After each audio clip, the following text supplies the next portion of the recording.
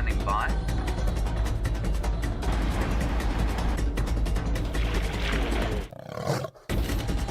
5, 4, 3, 2, 1. You are live, you are live. Hello everybody, good afternoon and welcome on your live sunset safari. I was just climbing upon the dashboard so that I might greet you face on as opposed to with the crick in my neck to the back. My name is James Henry, on camera today, all 6 feet and 4 inches of Brian the Thumb Joubert, dressed today in a fairly obvious khaki and a very spanky new blue hat. Very nice, Brian. Right. Like I say, you are on a live safari here in the northeast corner of South Africa, the iconic Kruger National Park, which is in turn part of the Greater Limpopo Transfrontier Park, 3.5 million hectares of contiguous wildlife wonderland into Zimbabwe, east into Mozambique, and of course the most famous bit here in the Kruger Park. We're on a collection of private reserves on the western fringes thereof, called the Sabi Sands, and our little patch is called Djuma, and we also traverse a little patch to the west of us called Arathusa. In total, 1,500 hectares or about 4,000 acres. Brian, there's some zebra over there. There, right behind us, and over there, a huge herd. Now, zebras are rather magnificent creatures, I think, and we saw one giving birth just the other day. Certainly one of the most profound experiences I've ever had in the wild. While we watch this, what we call kinship group, which is a sort of small unit that might make up a herd, you are on a live safari, as I said, so please do talk to us. Hashtag Safari Live if you're tweeting, questions at wildearth.tv if you happen to be on the email, or on the YouTube chat you can talk to us there. That works really well as well. And I'll just try and absorb a little bit of the peace of the late afternoon. This is what is so wonderful about this part of the world, is the incredible peace that we're able to kind of derive from just being. You can see in the far distance there is an elephant.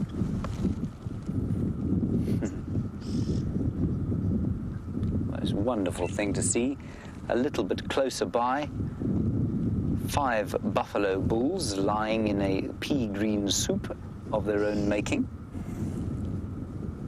And the zebra obviously having a drink, quite probably the stallion of this kinship group, or a young colt.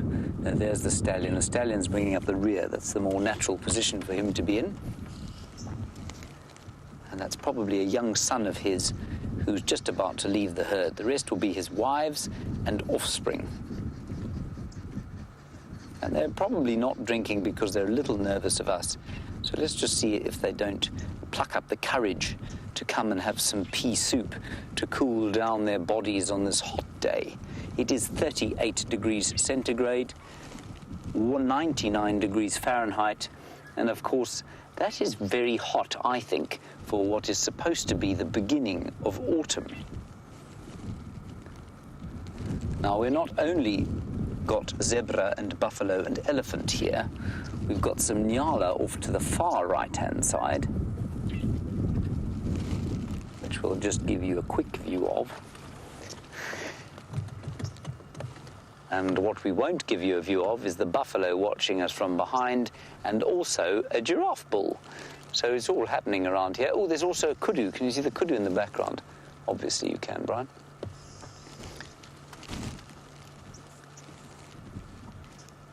So all the animals, as Kirsten says, are here today. Kirsten is in the final control. She's in the director seat.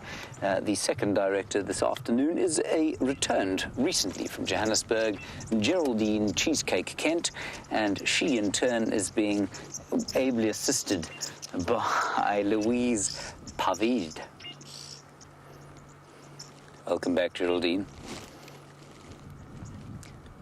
Now, I think that very little zebra is probably too large to have been the one that was born just a few days ago. But that said, I haven't seen the little one again.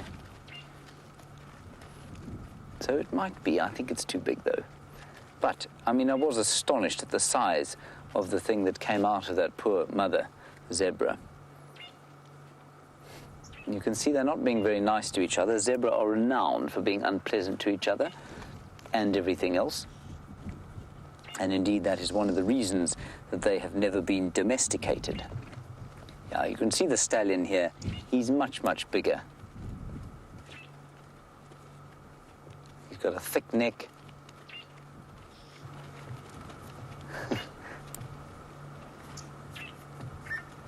And they bite and they kick and they put their ears back and they can be truly unpleasant.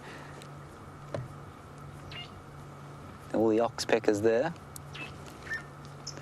It's just the most wonderfully peaceful scene. You can hear some drongos going crack, crack, crack, crack.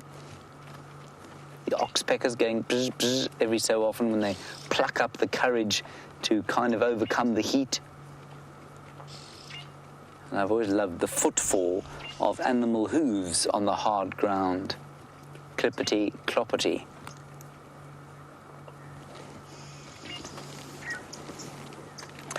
Dylan, you're in Iowa, and we're looking at those buffalo, of course, which are basically swimming in the water there, and you want to know if I've ever seen a zebra do the same thing. Dylan, I haven't. I've probably seen them up to their knees. They wouldn't lie down, I don't think, in the water. Well, I certainly haven't seen them lie down in the water, but it's quite possible that they'd go up to their knees and have a drink. It's an interesting one as to why they wouldn't go into the water, but very few animals do. I suspect it's got to do with the fact that a buffalo is, of course, much less vulnerable than a zebra. It's about twice the size, 2 and a bit times the size. It really does terrify lions to try and take on a buffalo like that. So because they're quite scary, it's probably easier for them to get up and defend themselves should a predator come along. The same can't be said for a zebra, which isn't as large and doesn't have nearly the same terrifying horns on the front of its head. And so I suspect they don't lie down in the water simply because of the extra danger that there would be to them.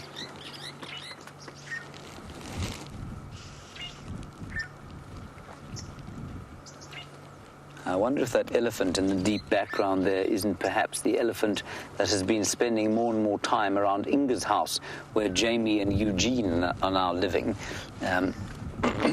Elephants, when it does get dry, will start to concentrate around camps. They quickly learn how to get through, over, under, or beside fences. And even electric ones are pretty useless against an elephant that really wants to get into a camp. And of course, because the grass is a bit greener and there are pools and that sort of things. And Kirsten, you're going to have to go again with that. I'm afraid I missed it. And so the elephants are going to spend a lot more time.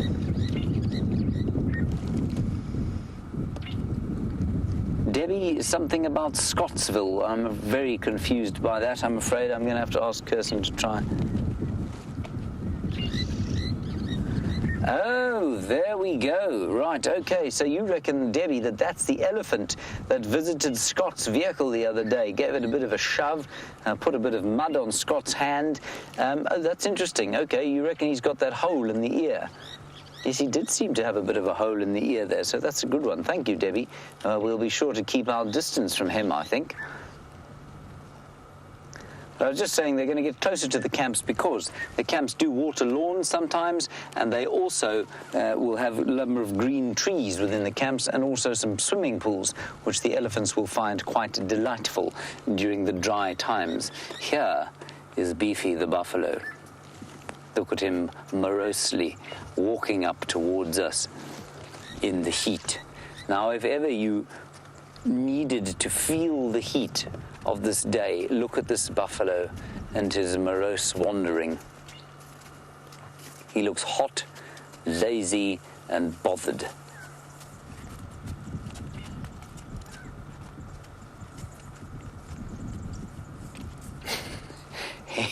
He looks like he could fall over at any second. That, of course, is not the case. He will move at an astonishing speed if required or if threatened.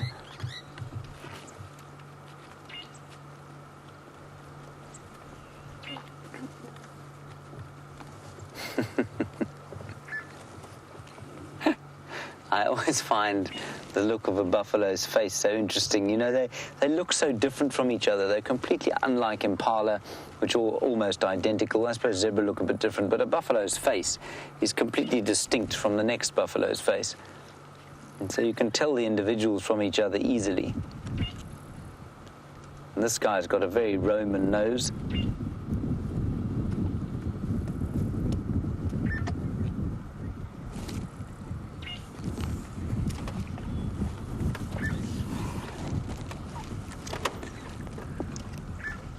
So our plan this afternoon, well, I mean, our original plan was to head around and try and find the lions that we couldn't find this morning. And that will be the plan as we go forward towards the sort of latter parts of the afternoon when it cools down a bit, the sun starts to sink towards the western horizon. The moment those lions, wherever they are, will be very, very hot and lying under a bush. Not sure where they are. Jamie is going to tell you a little bit about the search for those lions. She too is on the hunt, and let's go and find out from her what's happening on the western fringes of Djuma.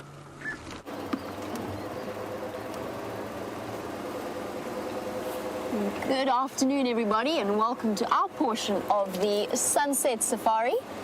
Oh, and it really is, I'm sure James has touched upon it, it really is quite a baking hot sunset. I'm hoping that at some point when the sun does actually set, we'll be a little bit cooler.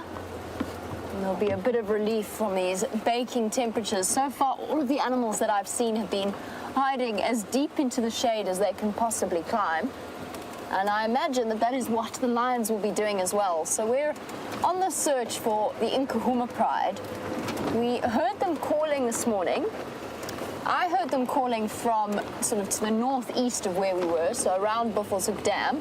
We had tracks of at least 2 of them coming across in this direction. So I'm checking really thoroughly along these roads, make sure that they haven't decided to come across. But it was interesting because this morning when we were listening to them calling, I distinctly heard 2 sets. So when James said that he'd found tracks coming across to the west and I'd heard lions calling in the east, I was very, very confused. And we checked really thoroughly around that area and I didn't see any sign of the ones left behind. The only thing I can guess is that the Nkahumas have split maybe, or at least some were moving ahead of others, and that some of them stayed on Buffelshoek. Their tracks went from the dam where they were seen yesterday with James, went north towards towards into Buffelshoek across our northernmost boundary, and then 2 sets of tracks came back. It is possible that they decided to split up for a while. They do that every now and again, without any seeming explanation. Well, that's my plan for the afternoon, is to just check this area very carefully. I know that James walked around a great deal this morning, and I hope that he came away with less pepper tick bites than I did. I went walking to where that aardvark was, that James found yesterday on the Sunset Safari. I did a long walk around there, and I came away with about 50 pepper ticks on my legs. Pepper ticks are the tiny, tiny little, essentially baby ticks. It's the larval stage of a tick.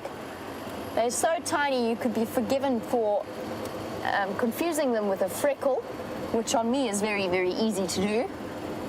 And now everything itches. My legs itch, my toes itch. Everything is decidedly itchy. Hello, Impala. That's the other thing that's interesting about this, is that there are so many... what you grunting about? Looking for your baby. There are so many very relaxed-looking impala around. She's grunting away. She's probably been separated from her lamb. Oh, look, that little one's getting his horns. Oh, he stopped behind a tree. Come on, baby, we want to look at your little budding horn growth.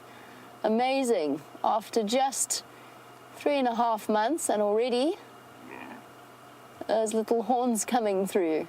Hard to believe those are the same stumbling creatures that we saw just a few months ago welcomed into the world. They, of course, as the wildebeest or VM actually just said to me, they know only this as their world, this dry season. They've got no experience of what a real rainy season or a real summer would actually have been like. Oof, this is not a day to stop for too long in the sun. I feel a little bit like I might melt into a puddle. My next step, since there are so many relaxed looking impala, it's not impossible that doesn't mean that the lions aren't here. As we know, animals or prey species, general game animals that might be on the lion's menu would decide if they've spotted lions to actually remain in the area and just rely on each other to keep an eye on the movements of the lions, because it's better to see a lion than not. Now that is interesting.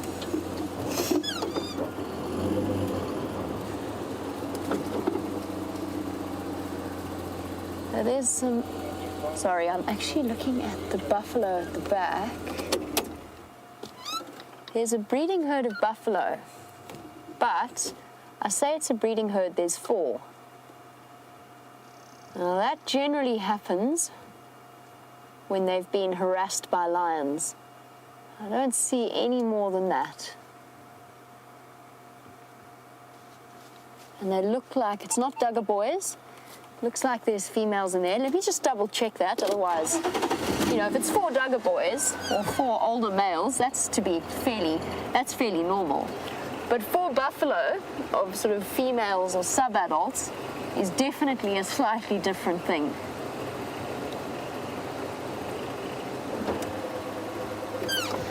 Just see. So when I say I'm looking to see if they're females, I'm looking at the size of the horns, the shape of the belly, the lack thereof of a penis sheath, and patches of hair on the horns. Not the clearest view, not the easiest view to get. But from what, there we go, that female might give us a slightly clearer view. Come on, girl.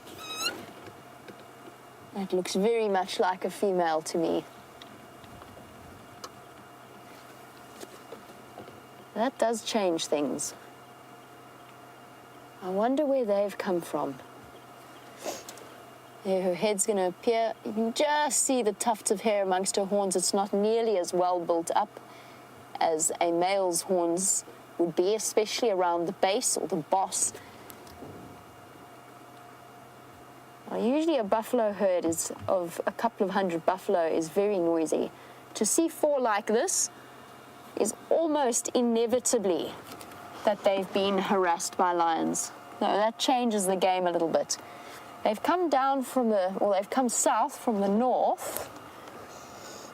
I wonder if we didn't miss their tracks crossing from Sydney's Dam. Because that, to me, if you're a lion pride, Sydney's Dam is a good place to go and wait for buffalo to arrive, because they have to. Okay, it's not 4, it's 6 of them.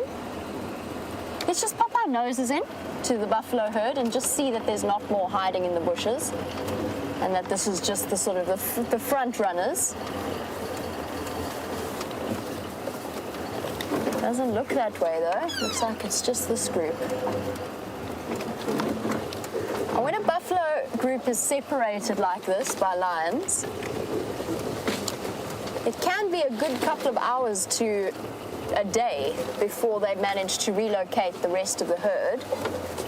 Hello guys. What happened to you, huh? Where's the rest of your family? Here we go, nice clear view.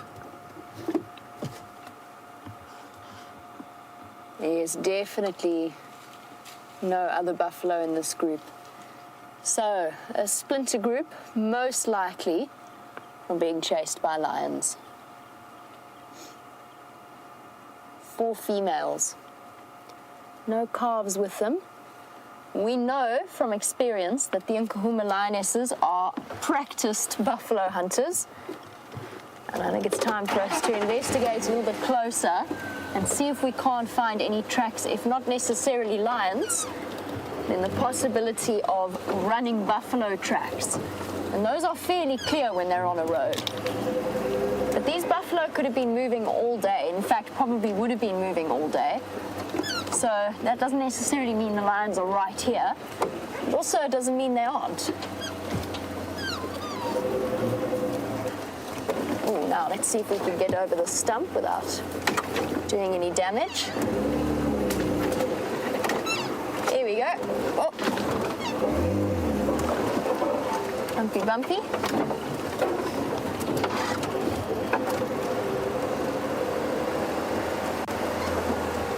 Let's put it this way. I've never seen a buffalo herd split into tiny groups like that without the interference of lions. I've almost always been able to follow them backwards and find lions that caused that. And of course now with this many impala around, I can't help stopping to look and see if I can spot Nelson at the same time. I must say there's been a huge influx of impala. I'm racing past them though. I want to get up to Sydney's Dam. Right, now the next thing we're looking for in terms of tracking and figuring out where those buffalo have come from, and if there is a kill, is the birds will give it away. Ooh, look backwards, straight into the sun. It's burning my pupils at the moment, or my retinas. Really so bright. But yes, birds of prey, particularly tawny eagles and battalias, with their fantastic eyesight, and then the vultures will start to wander onto the scene as well. Right, buffalo, where have you come from?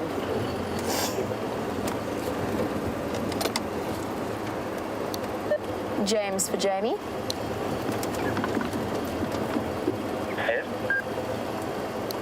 James, there's 4 female buffalo all on their own, sort of slowly mobile south on Zoe's Road at the junction with that 2-track that runs to Quarantine. I'm just going to see if I can figure out if maybe the Nkuhumas chased them last night. Okay, copy. We had kudu alarming in that block and did 3 or 4 walks through there and a drive after we had some elephants in the middle of the block. So, yeah, I don't know. Maybe something has popped out.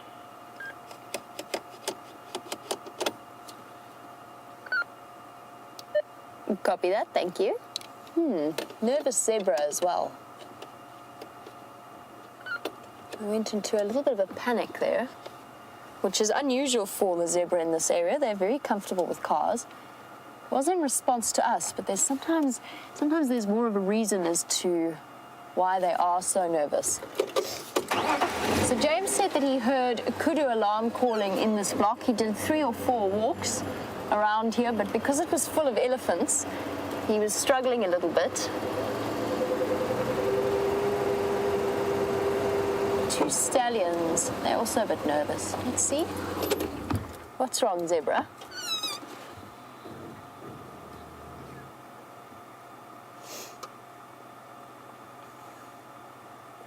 Two stallions watching us very closely. A bit more relaxed now. It's not windy, they shouldn't be as nervous as they are. Last night was cloudy and windy, which is a perfect hunting conditions for predators. Particularly this time of year in the drought, animals starting to get weaker, lose condition a little bit, and of course forced to go to the waterhole. And talking about animals losing condition, possibly with diseases, Darlene in New Hampshire, Darlene actually wants to know if a predator senses that the prey animal is diseased in some way, will they avoid it? I'm trying to find a nice view. We've got some piggies here as well. Our little family of 2 females and 2 youngsters was originally 6 youngsters, but it's down to 2. Oh no, sorry, I'm mistaken. I see at least 3 little ones. There's one of the adult females. I've had these youngsters come right up to the car before. All of the animals are stealing the bits of shade. Oh, sorry, Darlene. Yes, I was right in the middle of answering your question about diseases. I will say that from observation and from what I've read, animals seem to recognize other rabid animals, which they are terrified of and tend to avoid. But beyond that, an animal with TB, for example, a buffalo or something similar, unlikely that hungry lions or hungry hyena will avoid eating them. They're not really recorded to avoid them. I made a mistake. Sorry, pigs. I cast dishonor upon your parenting skills. Looks as though there's 3 piglets, not 2, as I originally thought.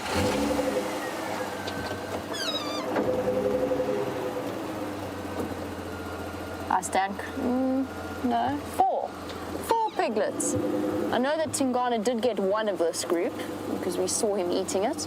And I'm fairly certain it's this group because they tend to move in relatively small areas. They've grown so much from when we first started seeing them a couple of weeks ago.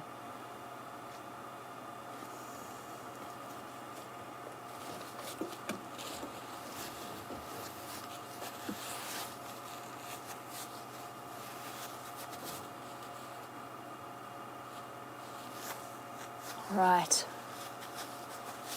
I think let's leave them for now, continue on our search for these lions.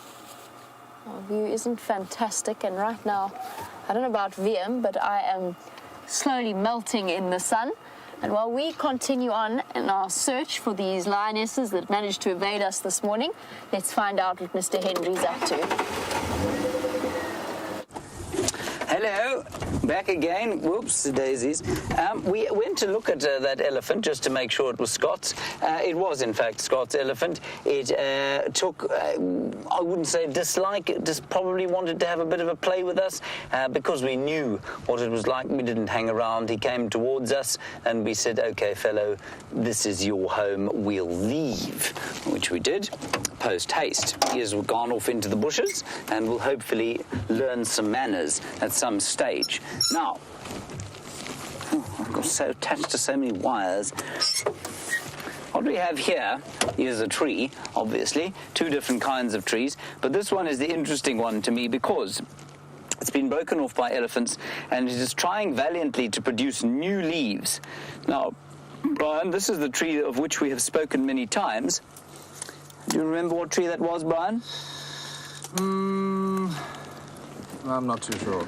Oh, Brian. I'm sorry, James. No, so disappointing. Sorry. The variable bush willow, Combretum calinum. There's an adult leaf, and there's a baby leaf. There you are, Brian. There are your Combretum calinums.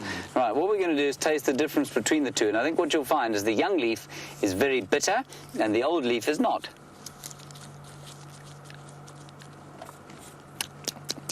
New leaf, salty-ish. Quite sweet, quite hairy.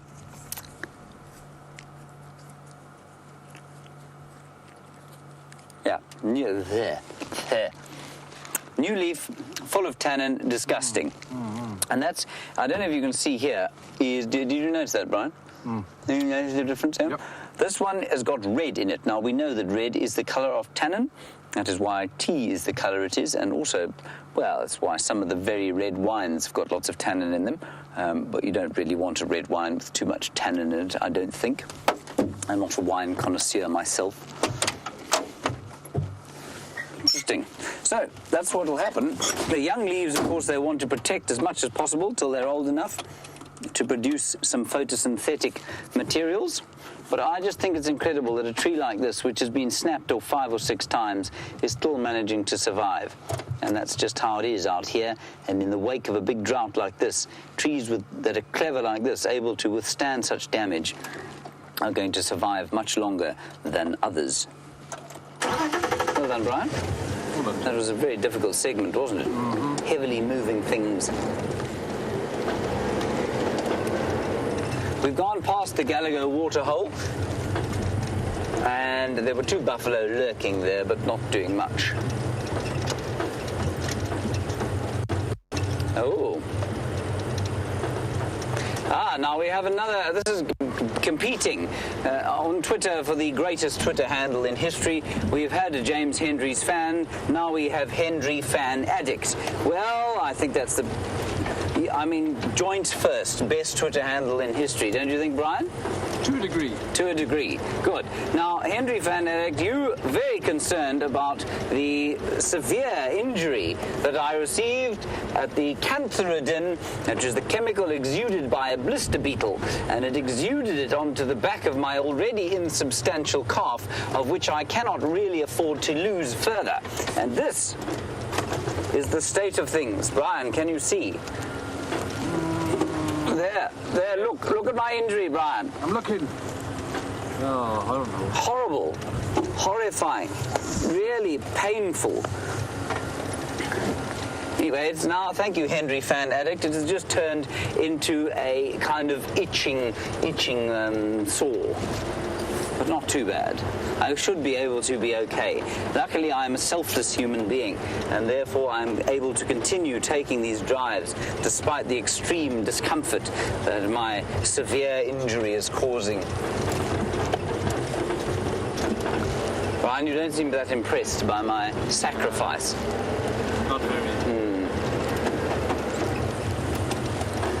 Thank you, Hendry Fan Addict. We're going to head towards quarantine clearings now and see if we can't find something there in the way, just to maybe indicate a little bit further as to where the lines have gone. Hello, Neil Lake. You missed yesterday's drive, which of course, and the day before, I think, which of course is an almost unacceptable activity. Anyway, Neil, you want to know if anything interesting happened? Well, lots of bits and pieces. I suppose, you know, our overarching narratives are the stories of the lions and the leopards, and perhaps that half-trunk elephant. And we saw her the other day, at least yesterday, and she was grazing along quarantine clearings, and she seems to be doing fine. She picked up two other hangers-on in her little herd, so they were doing fine. Then Karula was seen this morning on the road, on the main road, playing with her two little cubs, which is very nice indeed. So she's fine, absolutely okay, and cubs are doing swimmingly well. The Nkuhuma Pride was making an enormous noise. They came from Buffelshoek Dam sometime last night, shouted around here, and then disappeared. And we couldn't find them again this morning. And we think we had their tracks going across here and then down into the block over there, and we couldn't find them in there. I walked that block flat. And so I don't know if they're lying under a bush there. There was a tawny eagle and a batalier, so I thought maybe they had a kill, but I couldn't find anything in there. So Jamie and I are looking around here like that. And so our overarching kind of, I suppose those would be our big stories at the moment, the lions and the leopards, and the drought, I suppose, is another good one. Nothing particularly interesting has happened drought-wise since yesterday, but we are told that the entire country is to receive rain as of Wednesday. Now, whether that will materialize or not, we're not sure. The weather forecast in this part of the world is notoriously unreliable, but perhaps we will have a little bit of rain to help us through these dry times over the course of the week. Otherwise, Neil, I think that's a pretty good summary of what's happened. Now, Jean-Andre and I came for a little run earlier today before the heat of the day set in, and we saw a whole lot of elephants around here. They took fright at us. Not sure why. They were at least 100 meters. I think it was probably Jean-Andre's calves. Jean-Andre has more substantial calves than mine, Brian. Much larger. Yes, as do most birds. Now, somebody has just been past here and said there were elephants, so I'm going to turn off the car. And let's have a listen while we look at these impalas. Young males, about a year old, just finding their way in the world and enjoying the shade of the same species of tree that we've just eaten. And I've just noticed the impala starting to look a little bit, just a little bit rough. See the hips starting to stick out?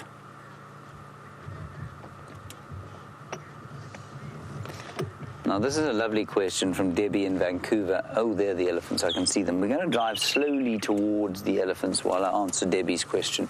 Debbie, you want to know if these impala could have come from the Kruger, and will the antelope move? The thing with an impala, Debbie, and this is a crucial thing of an impala's kind of biology, is that it's not a migrating species. It can't move big distances.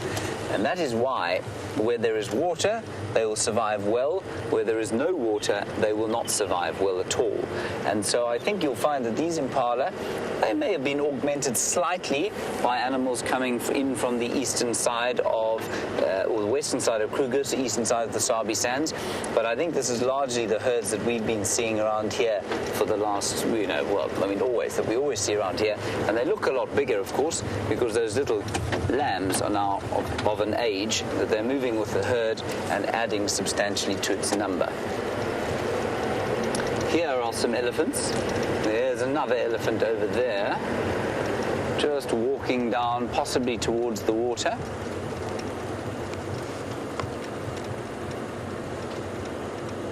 There we go.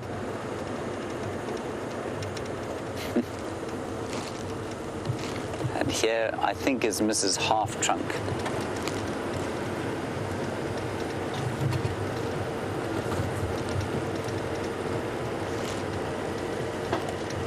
Hello, Laura. You want to know if perhaps it would be a good idea for us to warn other guides that they should stay away from that elephant bull. Yes, I suppose that would be a good idea. I think Taxon and Aubrey actually know him pretty well, so I think they'll probably avoid him as a matter of course. Now, this is quite interesting. There are a lot of elephants here. The half-trunk female will be somewhere here, I think.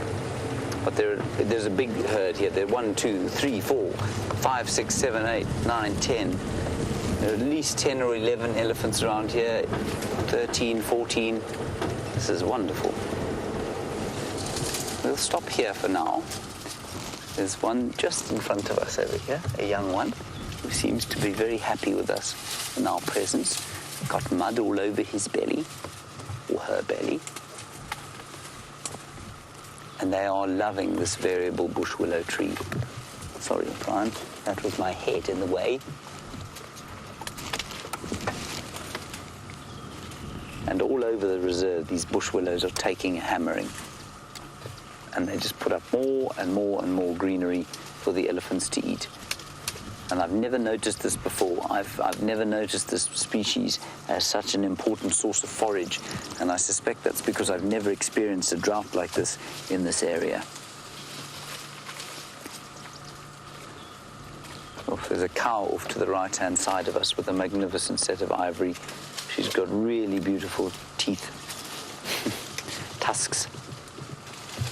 And that's what a cow's ivory normally looks like. It's normally fairly straight and down towards the ground like that.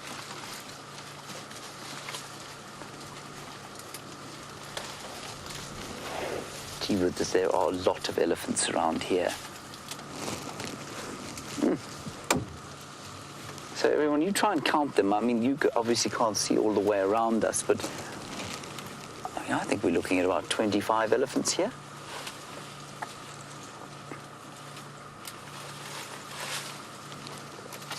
With this guy coming through the bushes. I really enjoy younger animals sometimes just because they're that much more inquisitive. They don't feel the need to sort of obviously ignore you, which the adults do quite a lot of the time.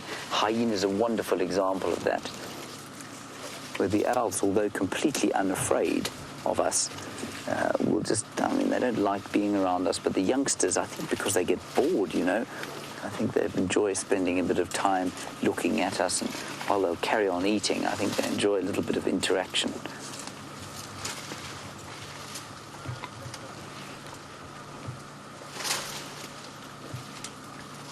This is just fantastic. Just fantastic. You can smell them a bit too. They smell, I guess it's probably the dung largely that we're smelling. Here. Is that quite hard? That's okay.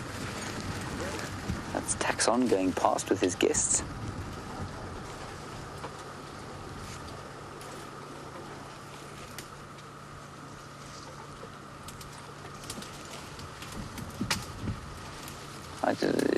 Let's go. I just want to angle us slightly differently, Brian, so that we can see the extent of this herd. I'll just reverse slightly.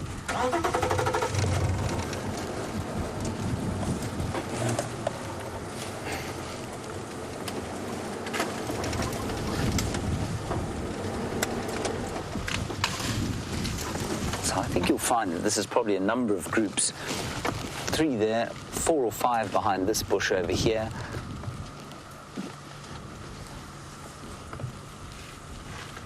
Look at this young cow. Hello, Pamela. You're an astute watcher, obviously. You know that there is disease that elephants get in their trunks, which can cause them to become paralyzed and unusable.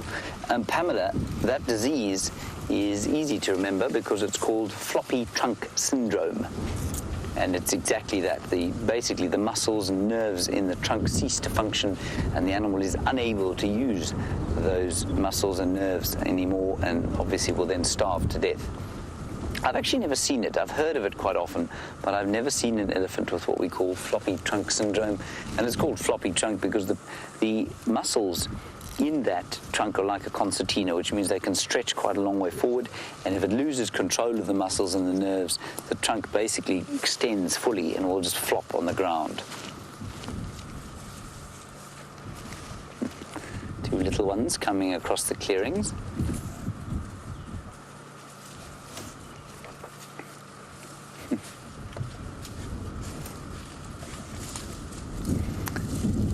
Hello, Mr. Moustache, this time in Michigan, all the way from Iceland, Denmark, Michigan, Chicago. Fascinating life you must lead. And Mr. Moustache, you want to know if they maintain the use of those muscles in the trunk until the day they die. As far as I'm aware, those muscles don't weaken. I mean, I'm sure they probably become slightly less strong. They probably not quite as adept and agile as they were in the youth of the elephant. But no, I don't think they become useless as the elephant ages. I've certainly never seen an old elephant with an unusable trunk. Of course, that is because they would die very quickly without the use of that trunk. It would be almost impossible for them to eat without the use of that trunk. Should we back up a bit more, Brian?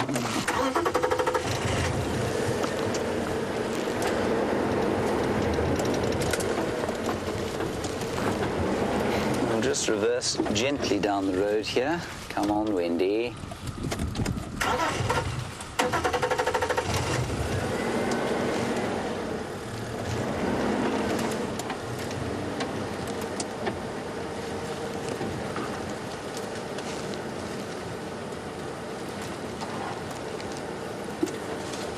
It's all right, my girl.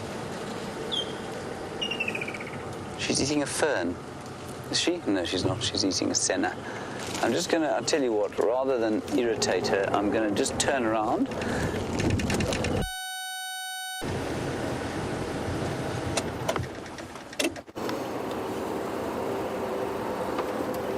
Oh, we appear to have lost James, but we are continuing on our search for these mysterious nkuhumas.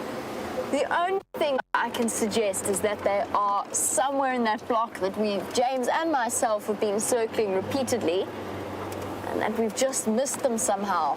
The interesting thing about the nkuhumas and tracking them on foot at the moment is the fact that at times they've actually got to the point, and we've discussed this at length, we kind of think it's because maybe Junior isn't with them, so they're starting to feel more relaxed because a young male is a very dangerous thing for a lion pride, particularly after the Birmingham boys started their takeover. But what we've noticed now is they appear to be more and more relaxed with our presence on foot. What that does mean is that if you walk sort of 50-meter radius of them, I'm just checking a track here. Nope. It's the world's largest hyena. That's tricked me. Thinking it's a lion trap.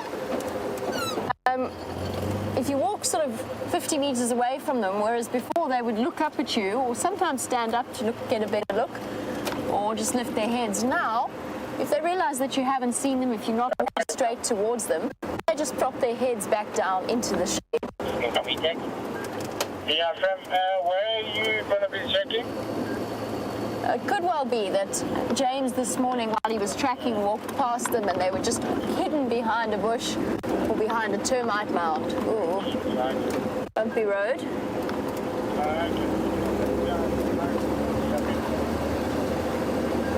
I'm going to go one more circuit around that area and see what's happening. James's signal just dropped. He'll be up and running shortly. He is on Wendy, which has been giving us the occasional niggle since she came back from the auto doctor. Maybe just feeling a little bit of reluctance to go back to work after her extended holiday.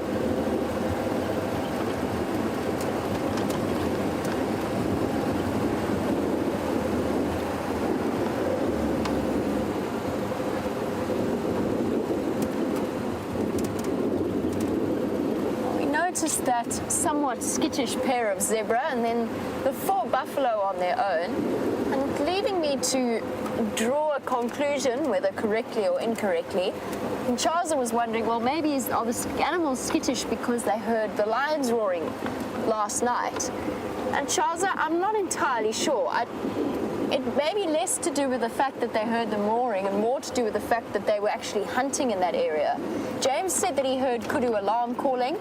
I've seen 4 buffaloes separated from their herd.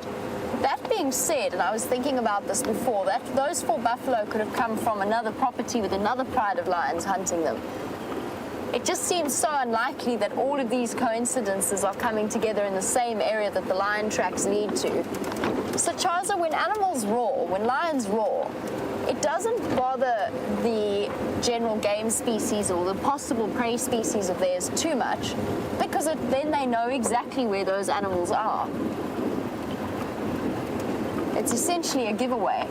And that's why if you watch something like an impala, when they see a lion or when they see a leopard, they'll stand and they'll bark and they'll alarm call, but they won't really run away. They'll stand and they look at it, depending on what distance that animal is from them, if they've spotted it early enough. It's a completely different response when there's wild dogs, however. When there's wild dogs, impala don't even stop. Nothing stops to alarm call. They just go. If they are the right size, they will just run away from it. They don't waste energy alarm calling because it's two entirely different hunting methods. Lions are completely reliant upon a stealth and ambush technique. We've spoken about this before, the fact that if their body temperatures go up too much, and because they've got such a very poor cooling system, they can't chase for very long. The animals know that they can outrun them.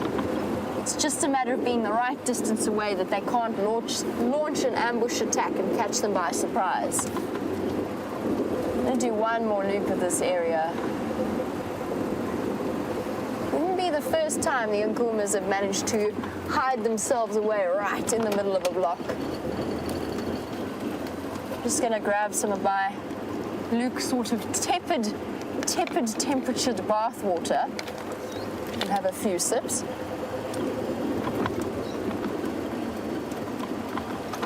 Or some large gulps, rather.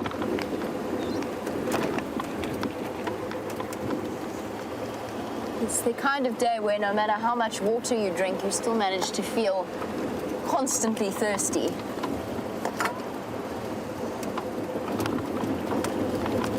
Now, where are these lions hiding? James has gone to the sort of the southwestern corner of quarantine, and I think his next route will probably be to check along Finn's Road up to where we first started the show. So he'll check very thoroughly there. And at this point, I'm also looking very carefully in the tops of trees for any signs of bird activity.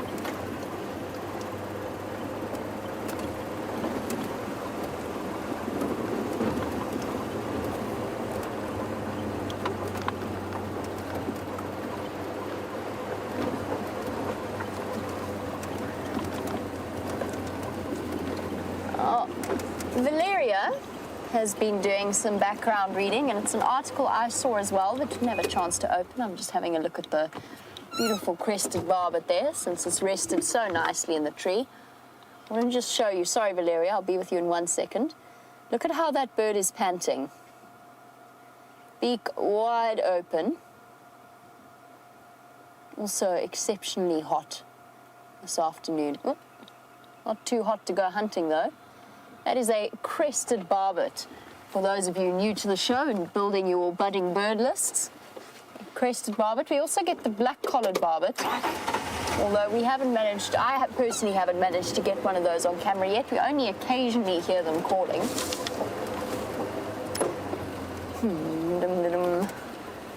Let's go this way, see if we can't find them somewhere here.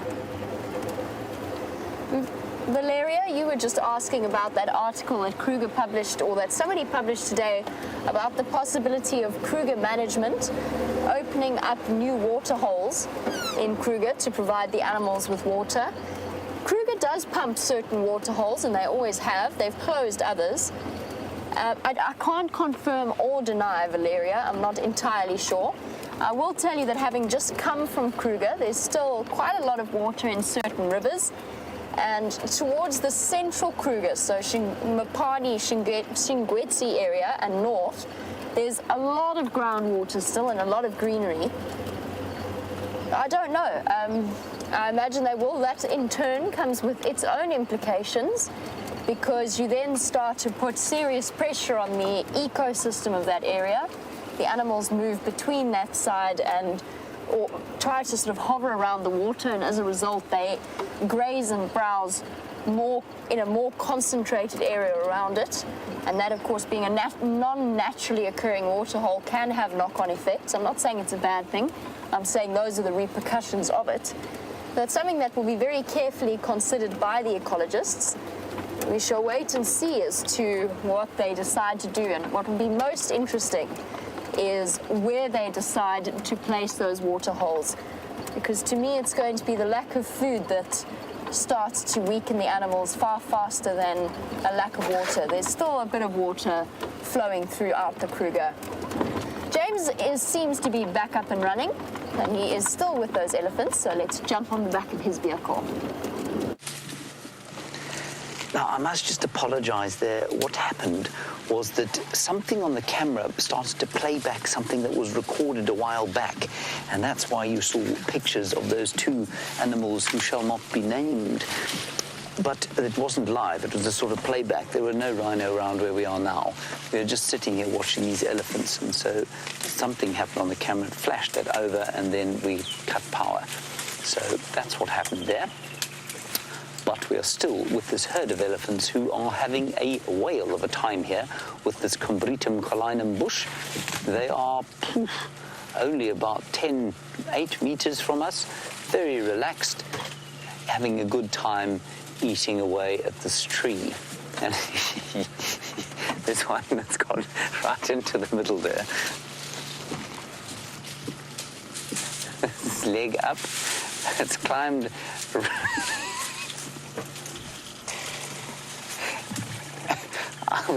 I would never have said an elephant could have fitted into a hole like that, but such is the deliciousness of the variable bush willow.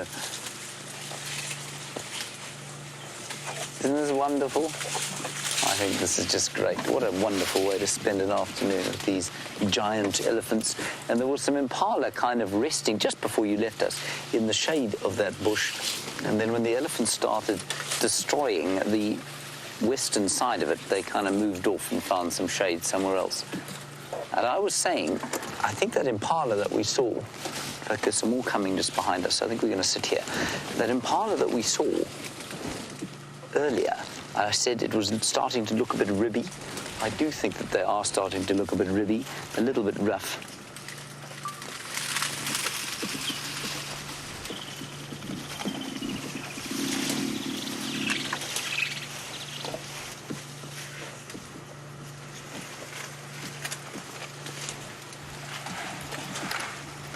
Now, Rachel, you're in Ohio, and you want to know what the biggest tree species that an elephant can push over is.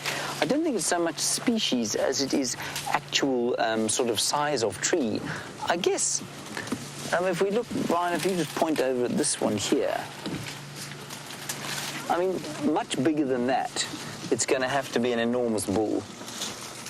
Something like a baobab is obviously not a challenge at all. It also depends on what the sort of the density of the wood is. So a leadwood tree that size, an elephant wouldn't be able to push over. A marula tree that size, yes, definitely. A knobthorn, absolutely. So probably round about that size, maybe a bit bigger. I think an ebony or jackalberry tree that size, they might just be able to push over. But I mean, remember, cows will push over trees, and this would largely have been done by herds. All of the trees that have been pushed over here would have been done by elephant herds. A bull could push over a tree like that, and would sometimes push a tree like that over. I mean, there's a big marula tree over there. I'm pretty sure that was actually just ring-barked. And that one there, sorry, Brian. That one there. And that was either pushed over or blown over by the wind, and I'm not sure which it was, but that's an enormous tree. Anyway, I just thought I'd show you that because I spotted it. I'm not sure that it was pushed over by an elephant, though. I think a lot of those trees that do actually get a disease inside them from elephants debarking them will then blow over in the wind, and that'll get put down to elephant damage when it isn't actually. Just looking around what else is about here. I think let's just go around this little thicket here and see.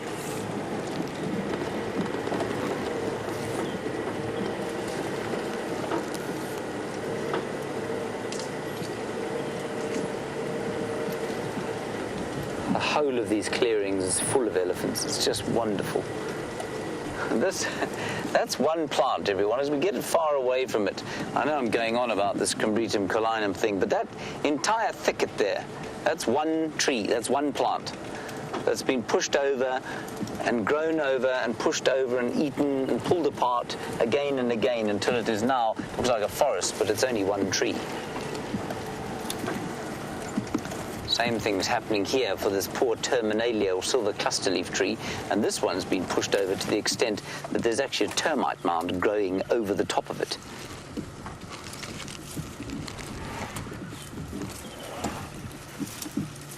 Isn't that cool?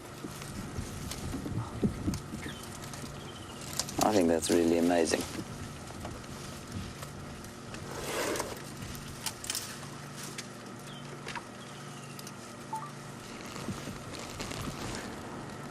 Angels, Aegis, you say that the best nutrition for an elephant seems to be under the tree because they are pushing them around. Yes, maybe, but Angels, Aegis, that is only because they want to get at the grass.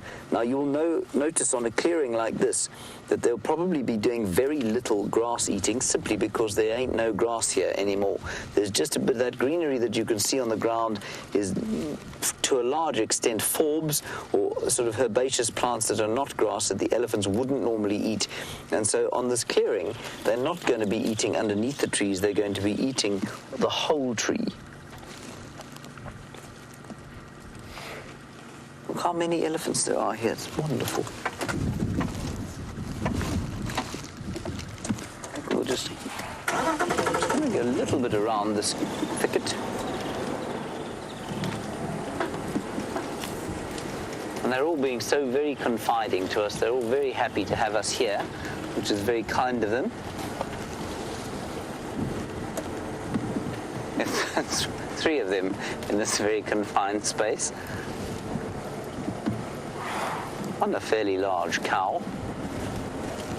I don't want to get in their way. Let me just drive all the way around.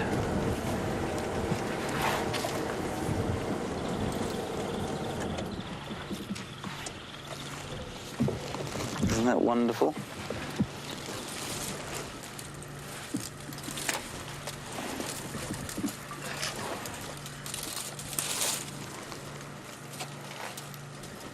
Just a fantastic view there of 4 elephants packed into the space that 2 men would struggle to fit into.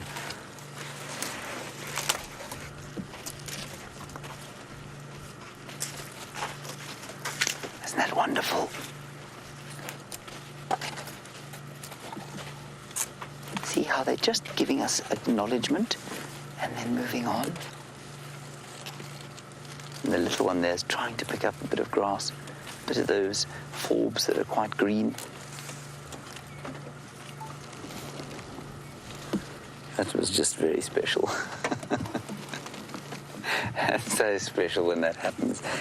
When they kind of walk past you, they acknowledge who you are, they acknowledge your presence, and then move on, as if to say, okay, we're all right with you. Let's hope this one does the same. Yes. Hi. It's a young bull. It's interesting to me, there's a very subtle difference in the way they behave there. That's just fantastic. It's the most incredible experience to be that close to them. And there's a subtle difference in the way they behave. The female, big cow there, I mean, she's not that big. She's probably about 25, 30. He's probably 18, pushing 20 maybe. When she walked past here, she looked at us and she kind of did that, and she looked and then she opened her ears and then she walked on her path. He did the same thing. He came up, he lifted his head up towards us, and then he kind of got a little nervous and he sidled off to the side and then walked off. She didn't have that reaction at all. Her reaction was much more confident. I'm an adult, I'm a mother, and therefore, you know, I'm telling you, I'm okay with you there. If I wasn't okay with you there, I'd shake my head and tell you to go away. The male was kind of, I'm big and strong, but I'm not, I'm a bit nervous. I'm not quite comfortable in my skin yet. I'm not quite an adult. And I don't know if you would have picked it up, but it was a very subtle difference in the way that those two elephants behaved. Very cool. Right, let's wait for these youngsters to come, if they come.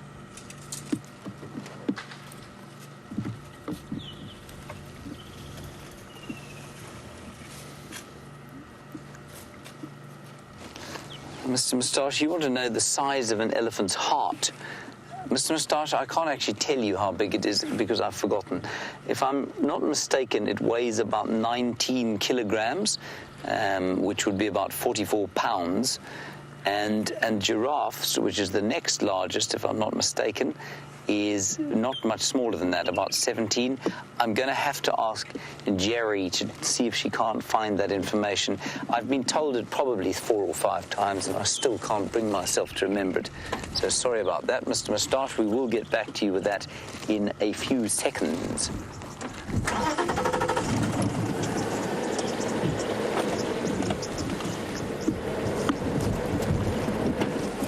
So a big bull up to 21 kilograms and a sort of small cow, 12 kilos. Thank you, Jerry, for that. And a giraffe, Jerry, if you don't mind. Look at all the dust coming up out from them feeding on the ground. They'll probably be throwing a bit on them.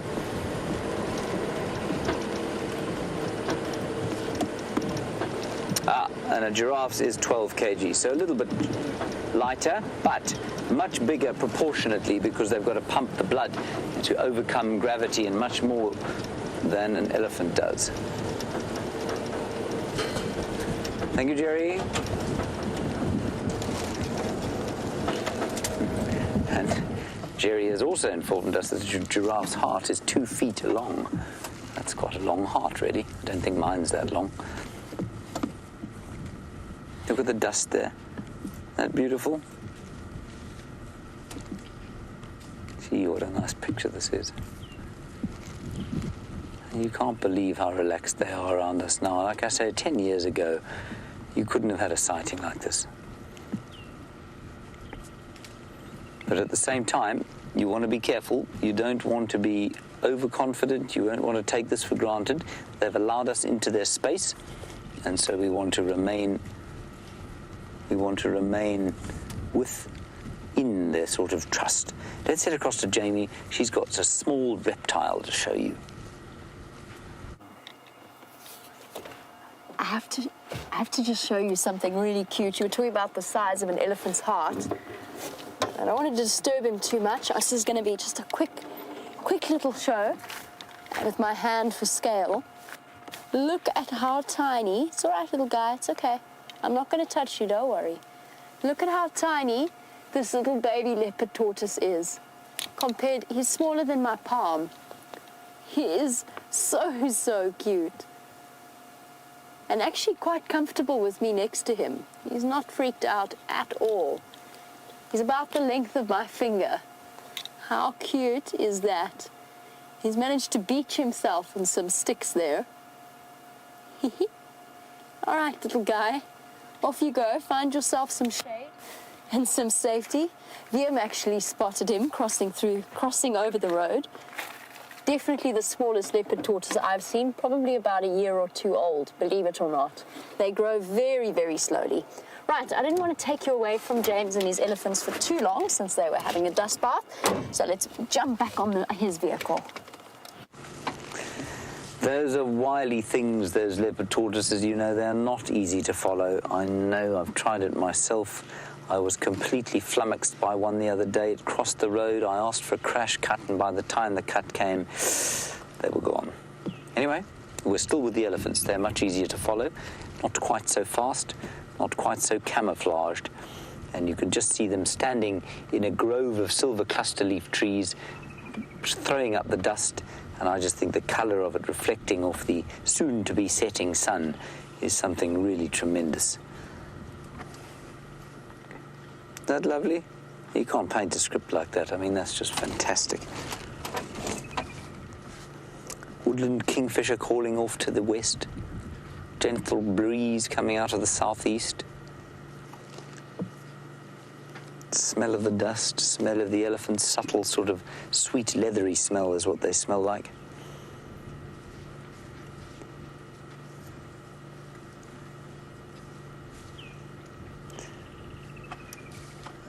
Hello, Noah. You say, can we just sit here all day? This is amazing, Noah. That's precisely what I'm thinking. I'm thinking we should sit here the whole day as well. It's a Cheetah Plains car in the background, which you can see there.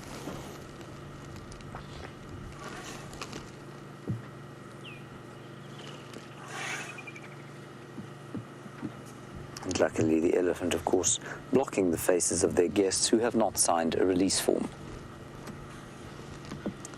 Here's a youngster trying to suckle over here.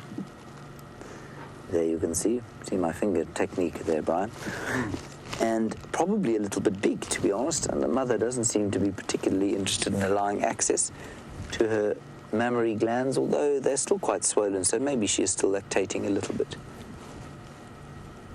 Oh, this chap's about 2 years old, and so he's going to have to shortly give up his thoughts of drinking milk ever again and move on to the delicious greenery of Combretum calinum, the variable bush willow. Now, a whole lot of them seem to be coming across the clearing. We'll try and move into a position where we can see them all.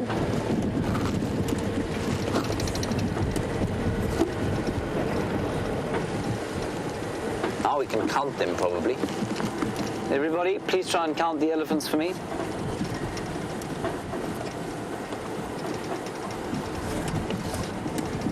Is it right, Brian? I'm okay, thank you, James.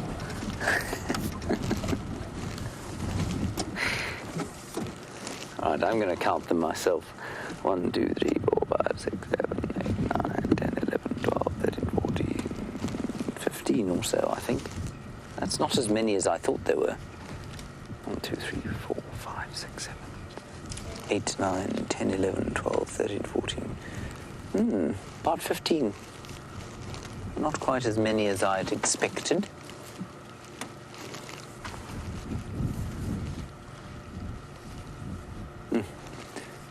Fantastic. Now, I want you to look at this landscape, everyone. There's quite an interesting human element to this, and why this landscape looks beautiful to you. In fact, before we do that, this is an interesting little exercise. Can you send through a mark out of 10, 10 being magnificent, 1 being putrid, as to what you feel about the beauty of the scene that you're looking at. I want you to ignore the elephant slightly, not the beauty, the comfort. I want you to evaluate the comfort that this scene gives you, and then we're going to chat about why it gives you that level of comfort, if it gives you any comfort at all. So, mark out of 10 for comfort. Hashtag Safari Live, questions at wildearth.tv. And then So 10 is very comfortable, 1 is lying on a bed of nails, uncomfortable. And what I want you to look at is just an entire picture of the scene, the trees, the grass, the elephants, and the space. See what kind of a mark you would give a scene like this. And then I'll tell you what I would give it, and I'll tell you why I think you're going to give the marks you do.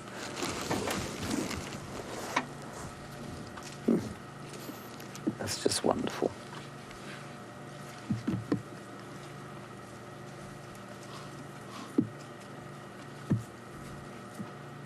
So peaceful and just grazing off.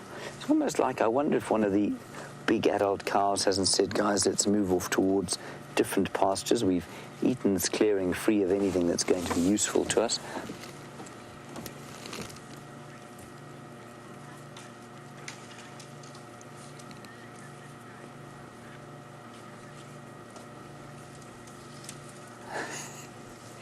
Apparently Jamie Patterson has imbibed some of the competitive nature of her friend Brent Leo Smith. She says the viewers should rate this in comparison with the sighting that she had last night. I wasn't aware that it was a competition, but as far as I understand it, she had a pretty spectacular sighting last night.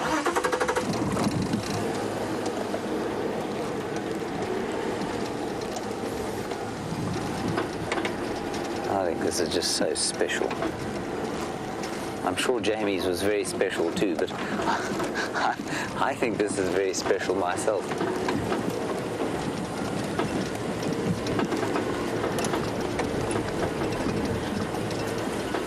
So Ramey, you giving 9 out of 10 for comfort?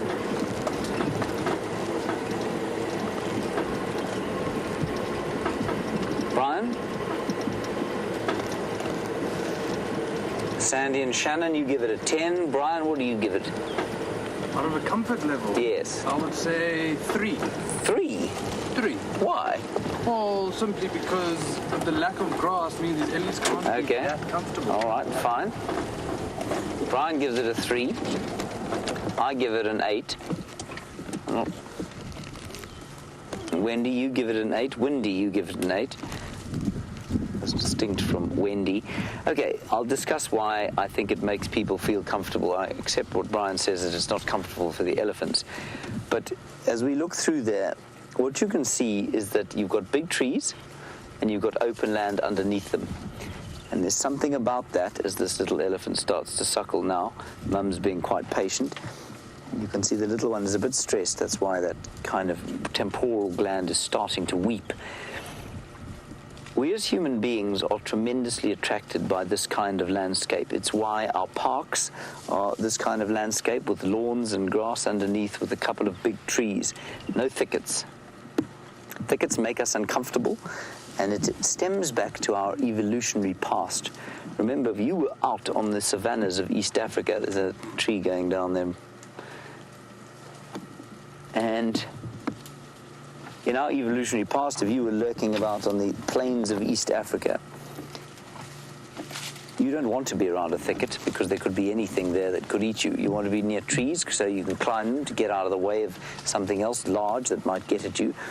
And this is what we call parkland, and it's something deep-seated within our human psyche that makes it feel comfortable, where we can seek safety within the trees and we can see if predators are coming to try and bite us. And I mean, obviously it's irrelevant for our survival these days, but it's something deep in our psyche, and that's why our parks look like this. You toss a few elephants like this, peaceful elephants in the middle of a parkland like this, and I just think that the feeling it gives me is one of tremendous comfort.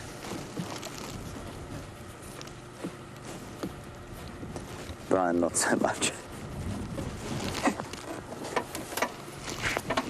One needs to think out the box. And our beard, you said 9 out of 10, a bit like an urban park. Absolutely. So, just being a little bit more confiding about the comfort. What is that? Sorry, I'm trying to get out of the way, everybody. I'm now leaning out of the car.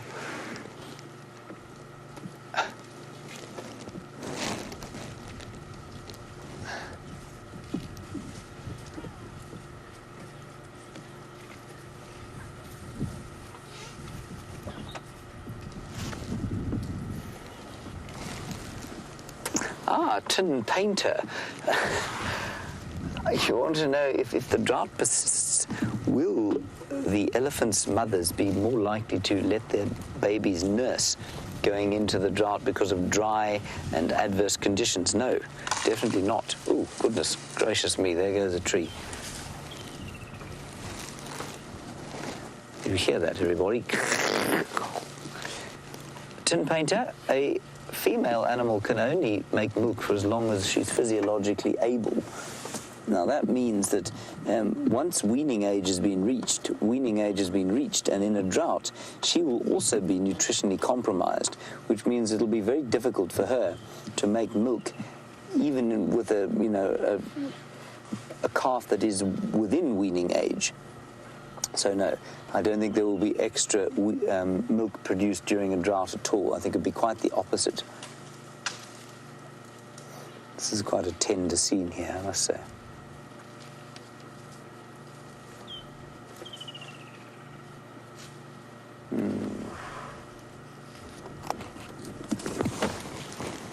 This is just amazing. Elephants absolutely everywhere.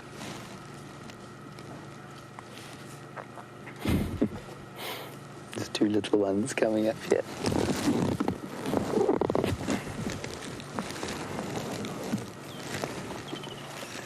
Those two are now probably only about 10 meters from us. And they're the first two little ones we saw, and they're the ones that I spoke about when I said I think elephants get a bit bored and they like to interact with us a bit. I think that's what's going on here.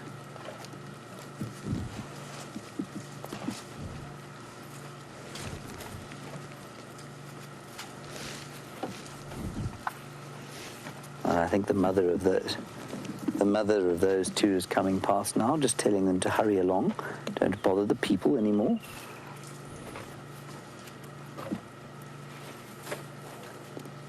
Oh, this is incredible. She's so close to us now. I'm just going to be very quiet. This is unbelievable. She's only about 2 meters from us.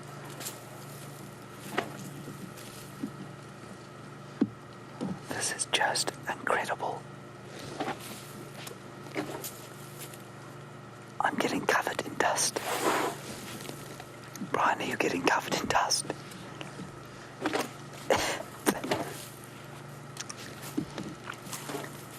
This is unbelievable. She's only 2 meters from us. She looks to be pretty comfortable. She's not kind of flapping her ears in anger, just cooling off. Look at her making dust for herself.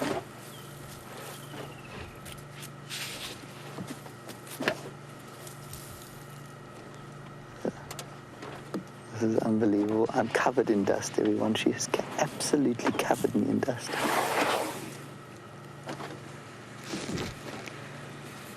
Completely covered me in dust. It's in my eyes, it's in my nose, it's in my ears.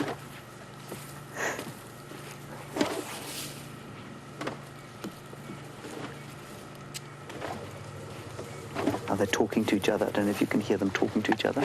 Oh. That's...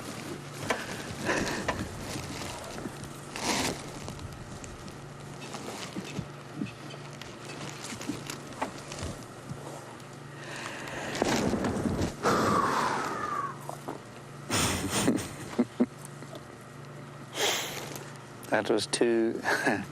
I can't bring myself to try and describe that.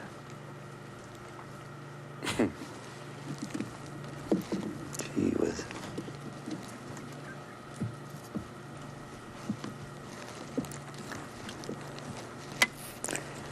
Here comes another little one.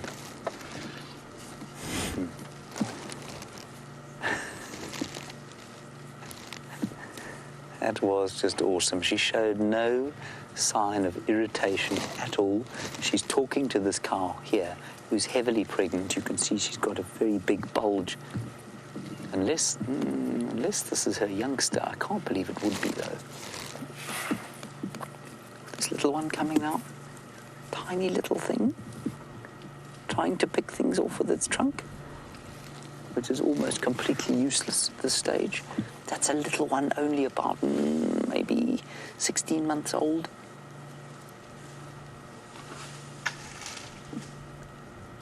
Look, you see how it tried to pretend to eat there? It tried to pick a few leaves off the trees there and couldn't, because the trunk doesn't work properly. Also doesn't know what to select. I've never seen any of the other elephants eat that particular plant that it tried to pick.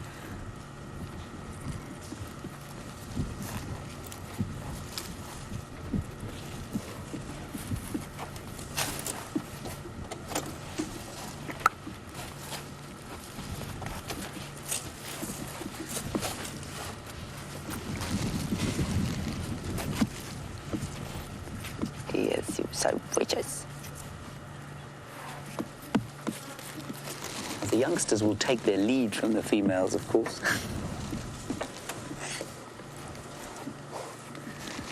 This one is slightly older.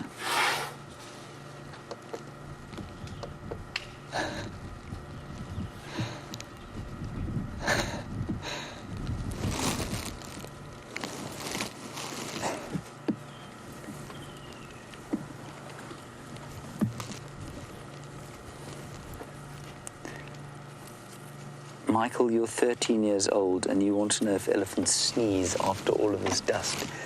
Michael, that elephant in front of us there just sneezed right now.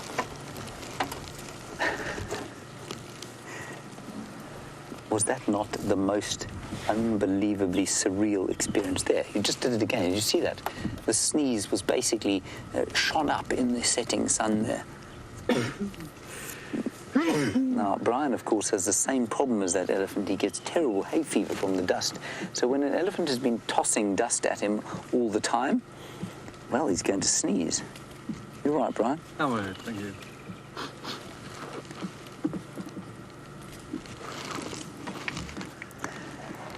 Whew. Brian, how does that make you feel?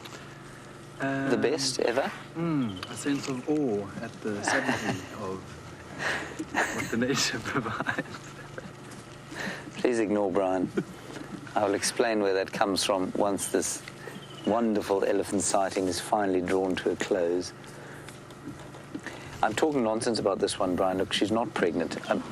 This youngster is now suckling from her, and we think that elephants don't... Well, they can cross-suckle, you know. That's interesting. I mean, she's got a definite bulge on the side of her belly there, and yet that little one is suckling from her. I wonder if she hasn't just perhaps started to lactate already. I don't know. Oh, there's another one coming. 2 more youngsters coming this side.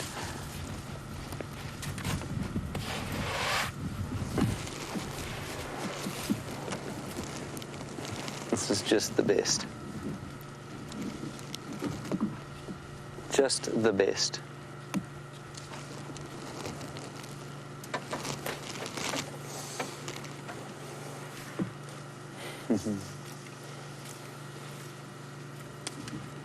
So I wonder, maybe it's a little bull you can see, and I wonder maybe if, yeah, like I say, she's about to give birth, she started lactating, and this relationship just looks too close to me, though.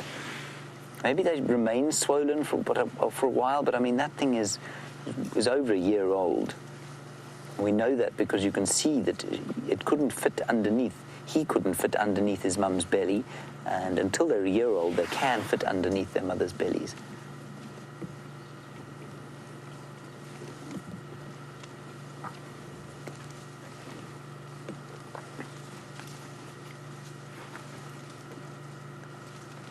I just can't believe how lucky we were there. I'm absolutely astonished. My heart rate is, I wouldn't say it's pounding, but it's definitely, it's not elevated so much as really strong. I feel it's such a connection.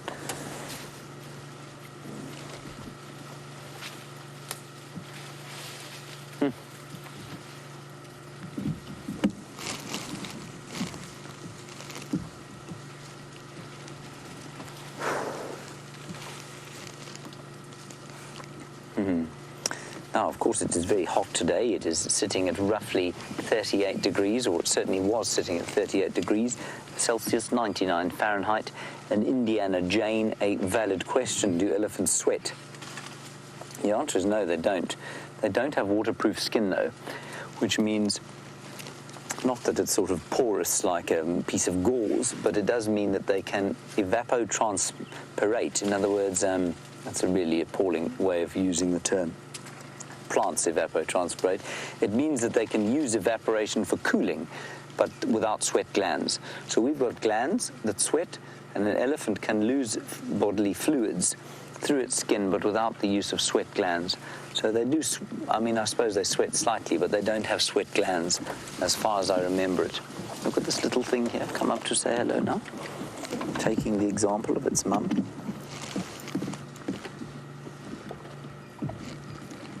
Now, this one is quite young and is now 2 meters from the car. And I must say, it's not quite as terrifying when an elephant this size is this close to the car. Well, it's never terrifying, but it's not quite as awe-inspiring, but it is just as wonderful.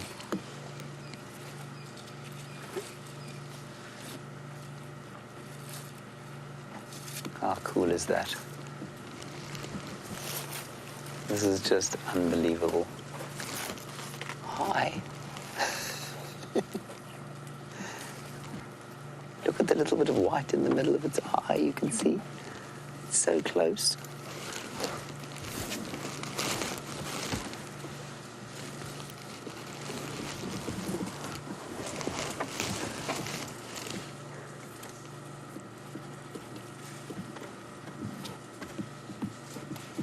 This is the most fantastic elephant sighting.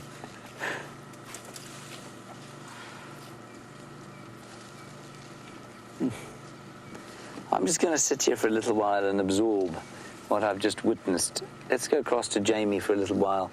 She's got a donkey.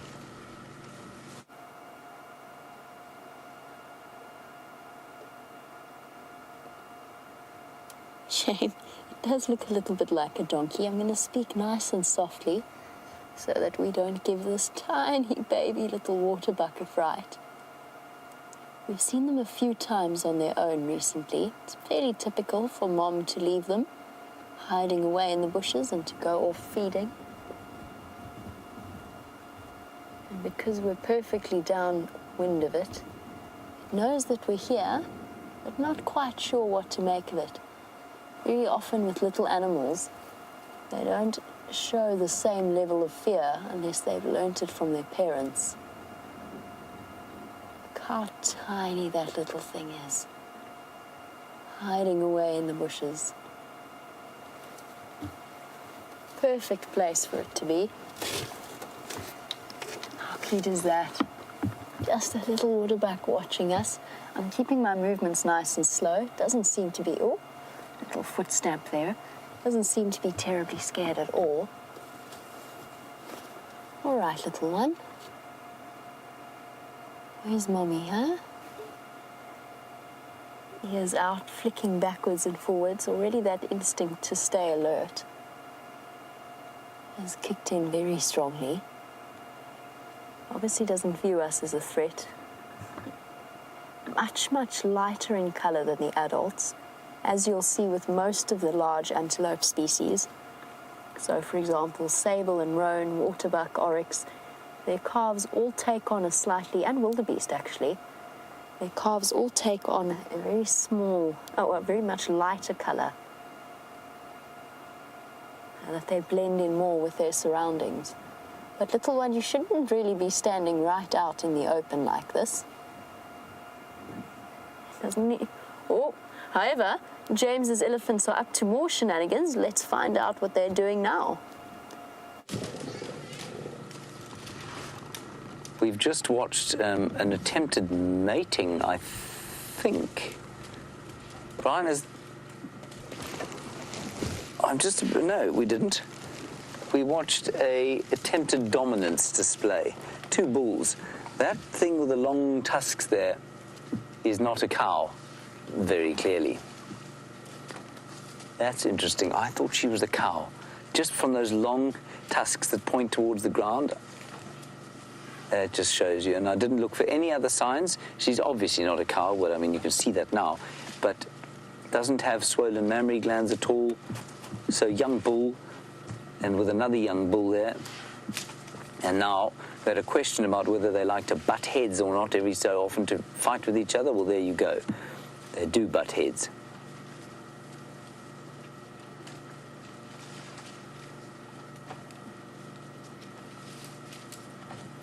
That explains that behavior so perfectly. You know, I thought to myself, this is so odd for a cow to be doing this. Unless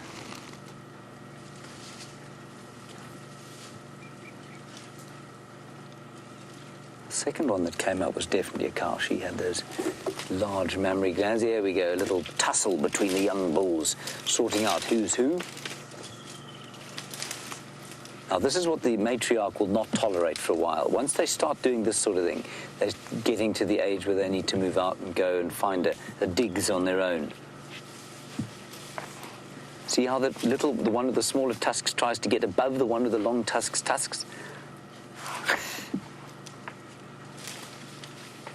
This is a real clash of the mini titans going on here. This is brilliant.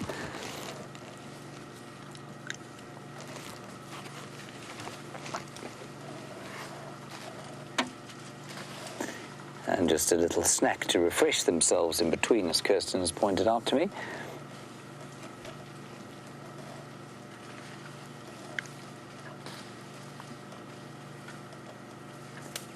So that's totally normal. It's exactly the same as young human men, sort of just about 18 or 19, trying to feel each other out, check who's the dominant, check who's tougher.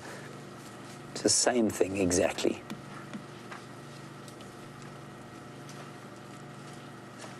Except the difference here is that if you back down physically, you're nowhere. You can't make your brain count as an elephant. Whereas a human being, mercifully, for those of us who are 5'8", you can. Move just a little bit closer so we can see them both.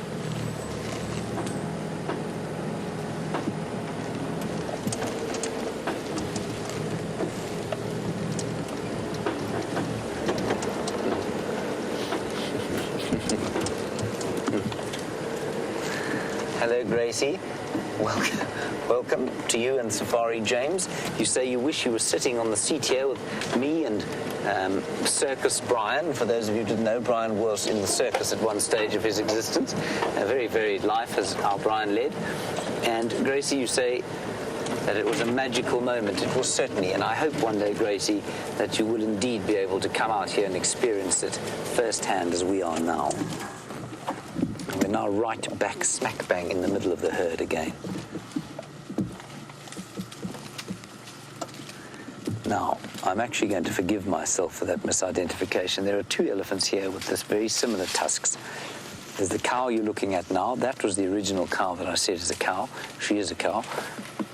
And then there's that bull in the middle of the thicket over there. That's me circling his bottom. That's him there, and he's got very similar shaped tusks to this cow to the left of us.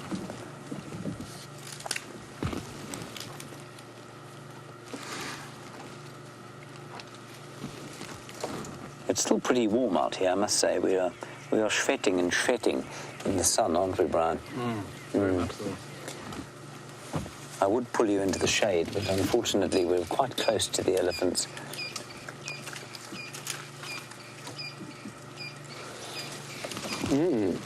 Neil Lake, a nice question. Why we sit here watching all the animals eating and wondering why there are no adult bulls here.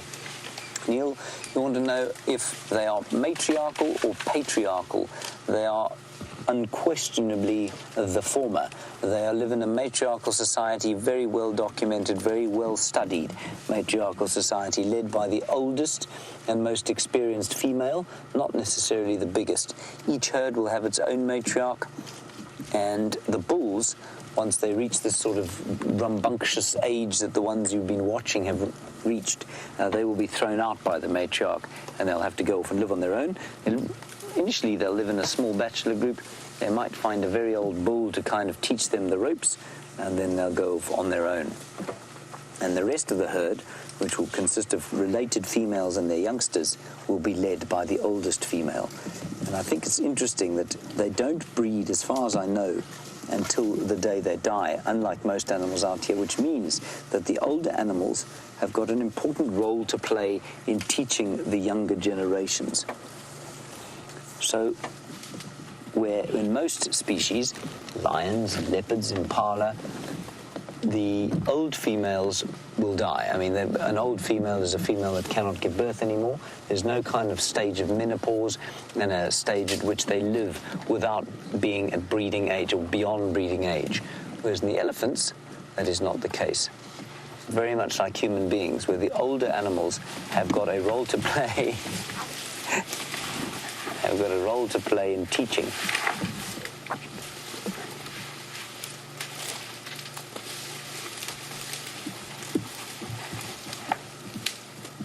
And getting very cross with each other. The one with the little tusks especially. He's got short tusk syndrome, clearly. This is fantastic. This is awesome. Look at them framed by that tree.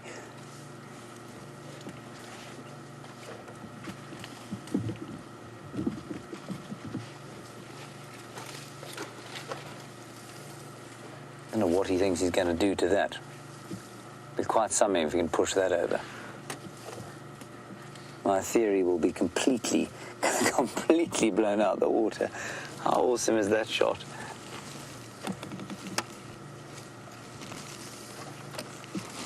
I don't know if you can hear them. Every so often they're rumbling.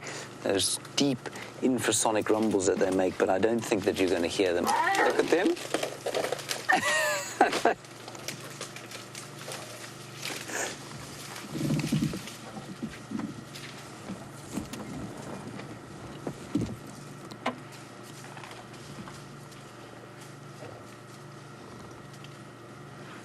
Thinking about showing off and pushing the tree over. You see, it would be an immense show of strength for that elephant to push the tree clean over, but that's much too big for a little bull like that. There they go again. Look at the dust. This is just too brilliant for words.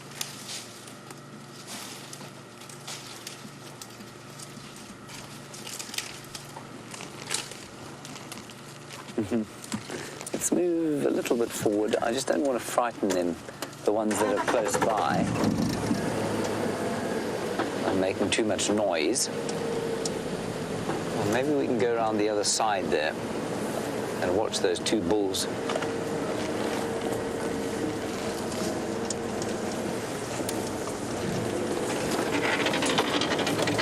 I'm loath to drive through the middle of the herd just because I think it might unsettle them slightly.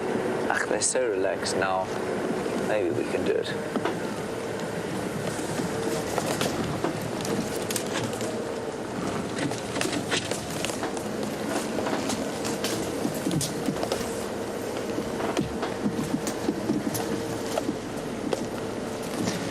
Remain in San Diego while we try and ease our way gently through this herd. You want to know if we're going to get more and more elephants from the Kruger, A, and B, will they show or demonstrate poor behavior or bad behavior? Ramey, I don't believe that they're going to show any bad behavior. I do think that we're going to get more here simply because there is water in the Sabi Sands where there isn't in many parts of the Kruger Park. And so, yes, I think the water that there is provided for the animals in the Sabi Sands will attract more elephants. I don't necessarily think that there's going to be too much of sort of poor behavior, if you like. But I guess the competition for food starts to hot up, maybe. Let's go and watch these bulls. The herd is very peacefully feeding down through the clearing. Let's go and watch these two young fellows have at each other.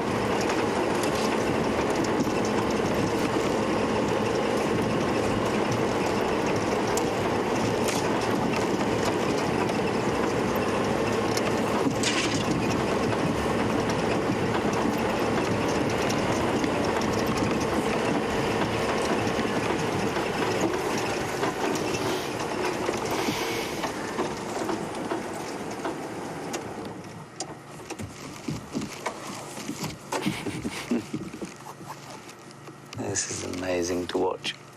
And of course, all little animals will kind of be very wary of what's going on here. These guys start really having a go at each other.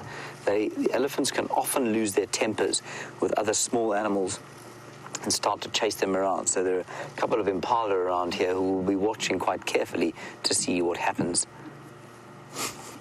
I think that that bull with the long tusks has been vanquished.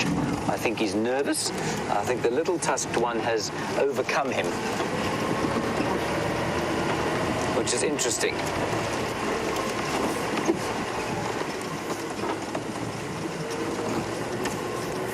Yes, there we go. This young bull is now chasing an impala. Here we go.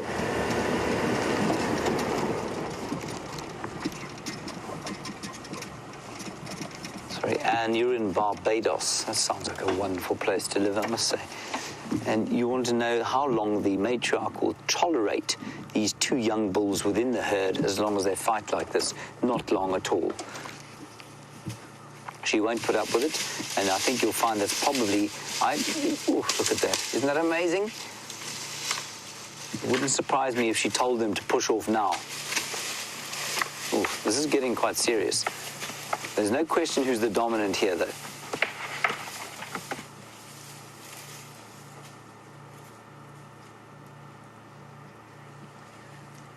You can hear their tusks crashing into each other, the dust exploding off the ground.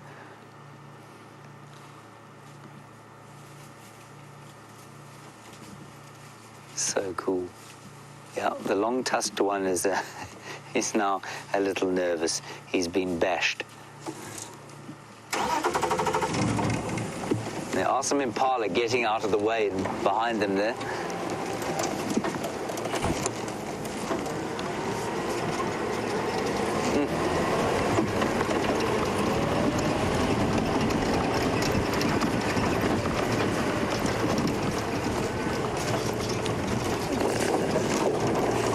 Sorry, Brian.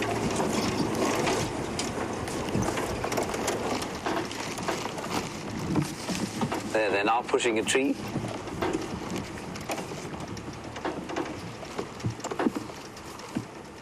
How's that? And having a snack. Round 3 is over.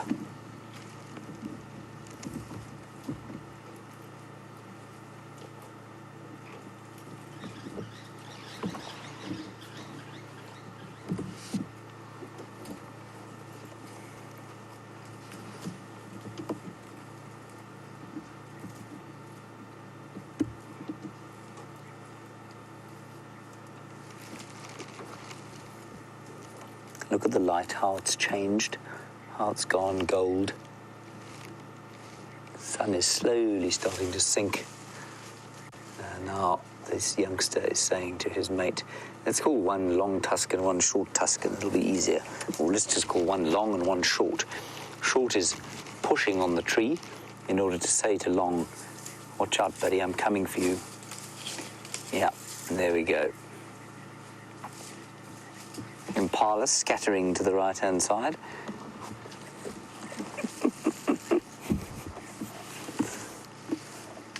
They'll just slowly leak down the road here. Here comes Long. He's coming out of the bush.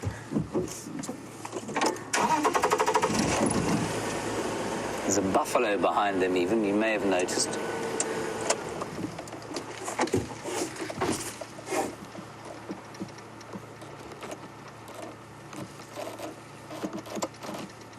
Come on, Wendy, don't stop.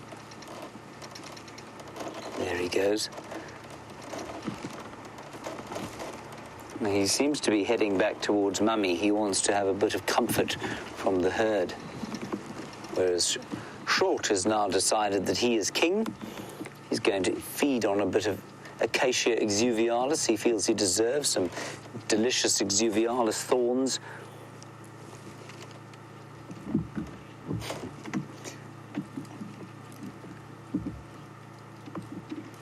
And there's a little squirrel you may have seen just popping up the tree there.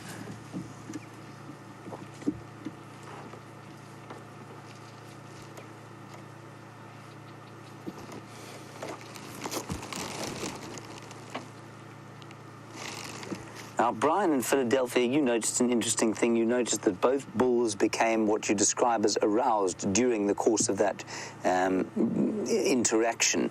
And is that normal behavior, you say, and is it normal? Yes, it is.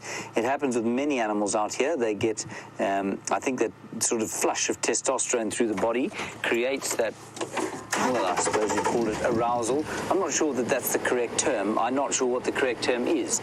But yes, I think it's totally normal. Buffalo do it, absolutely, when they fight. I've seen it often with buffalo. I'm not sure about any of the other animals because normally it's not quite as obvious as it is with an elephant. But it is entirely normal and often. I mean, we noticed it when this short here was trying to mount long. And that is also quite often very normal, where two animals will try and dominate each other, and the dominant one will try and mount the subdominant one. I've seen it with giraffe as well. So, Brian, in Philadelphia, yes, we're not really a sensitive subject. It was brutally obvious, wasn't it? But it absolutely is completely normal and happens with a number of species.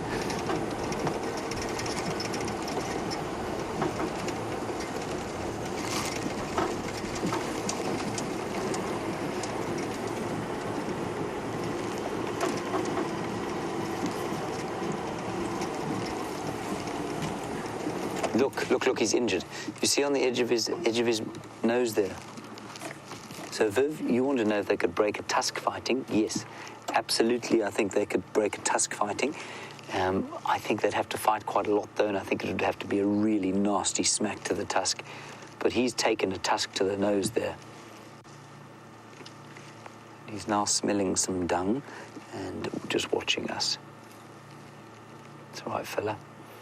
You smell him, Brian? Mm. He's got kind of a different smell about him, doesn't he? I'm sure that's got to do... It's almost like a weak must smell. And I'm sure that's got to do with the amount of testosterone now coursing through his body. He may be coming into his first must, of course, which would make him smell like that. Must, for those of you who don't know, is an elephant's sort of time of mating. The enormous amounts of testosterone start coursing through their bodies, and that smell that you can smell drips from the penis sheath, and it's called green penis syndrome, actually, GPS. It's a green and smelly substance that in a big bull will lose them apparently more than 50 litres. That's 10 gallons of water a day.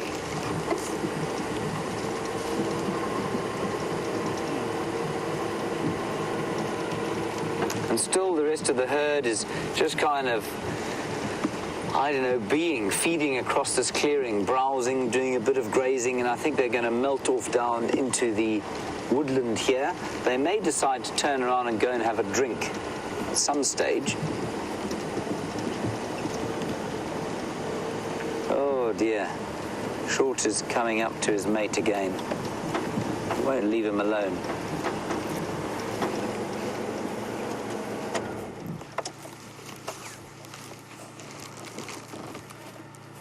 There we go.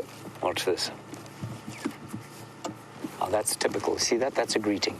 He put his tongue, not his tongue, his trunk. He put his trunk into Long's mouth, and that's a very typical way of saying hello with elephants. That's what they do. So maybe the conflict is over.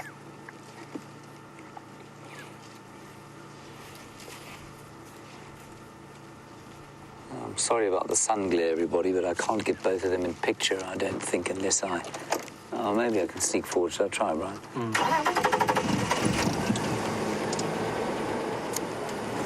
I thought that was quite an artistic of me to stop there, Brian. I also did. You know, Kirsten disagreed profoundly. Oh, well. No. Some people are artists and some aren't, you know, Brian. Yeah, not everyone's art is appreciated. No, that's also true.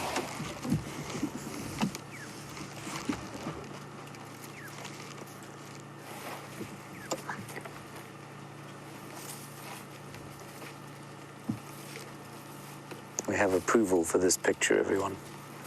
Well done, Jay. Thank you.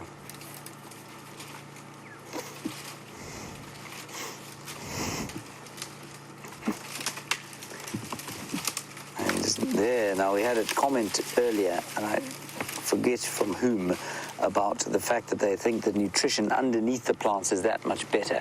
And it absolutely is.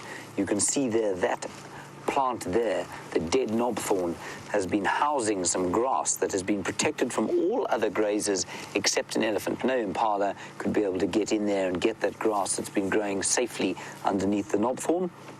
So the elephant has simply pushed that knobthorn tree away and is now supping on the delicious green grass there. And I tell you, you can almost feel the relief and the enjoyment that they must get from eating green stuff like that when you look around and see how much brown there is.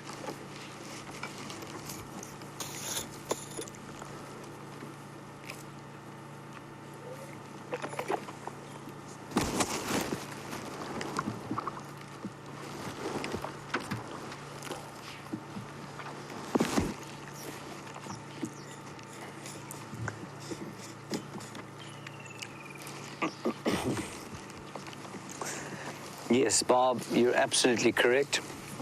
You say, could we get misplaced aggression if we are close to battling elephants? Yes, definitely we could. Not young bulls like this. Young bulls like this don't worry me. If these were two titanic larger bulls, 6 tons each, say 30 years plus, I wouldn't be anywhere near this close to them. They would absolutely react to a vehicle this close to them.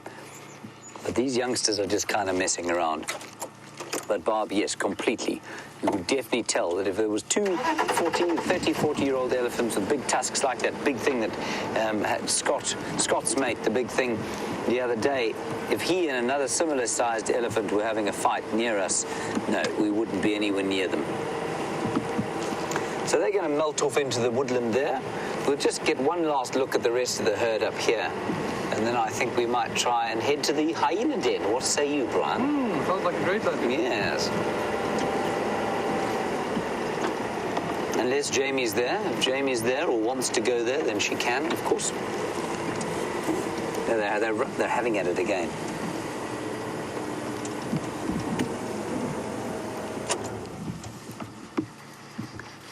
Just see there.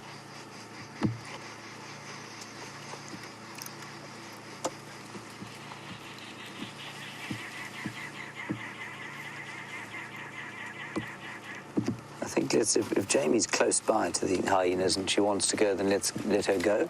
Otherwise, I will go in the next sort of 5 minutes or so. I'm obviously relaying this to Jamie via Kirsten. That's why it sounds like it does, really. It sounded so weird, I thought I better just explain it.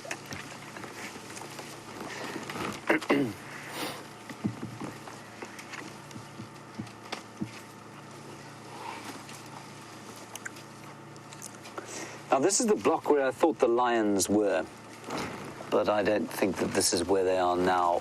But we'll listen out. We'll come back past here as night falls. Right, we're going to leave this absolutely brilliant, spectacular, awesome herd of elephants to head off into the sunset, and we're going to go off towards the hyena den. And as we do that, let's head back across to Jamie. Wasn't that just spectacular?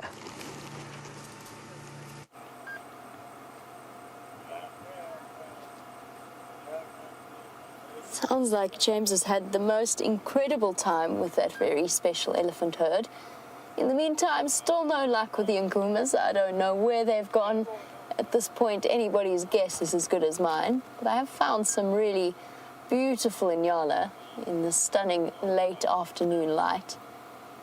A nice contrast between the female that we were looking at and now with this magnificent bull. Having a quick scratch.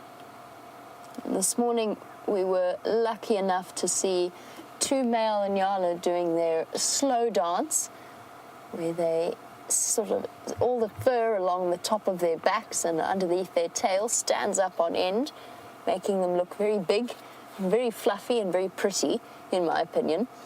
And then they do that really, really slow walk, presenting another male with a side view of their bodies, making themselves look big and puffy, and doing a bit of an inyala dance as a way of intimidating rivals. In this case, though, this bull has got nothing to worry about. Oh, actually, there is another male to the right of him. So he is around. There is competition. Though I think the gentleman... Ooh, where did you come from, little male? You can just see he's starting to take on the coloration of an adult bull, but still a little bit lighter, like the female. And the horn's just starting to come through, so he hasn't fully reached his mature physical appearance, like a mixture between the male and the female. Let's see. Oh, there we go. There's one last straggler. That's a male too, believe it or not. A much younger male. Look, there's just the budding start of his horns beginning to grow. Look at that cool double stripe on his shoulder as well. So those horns are bones growing up from growth plates. Imagine if we had to grow a completely new set of bones. I know, of course, that as we grow up from children to adults, our bones lengthen and solidify at the growth points at the tops of them, or at the ends of them. We don't really grow brand new sets of bones in the same way that male antelope do. Shame, look, he's panting as well. He's also very hot. And with time, his fur will start to darken. One last straggling female.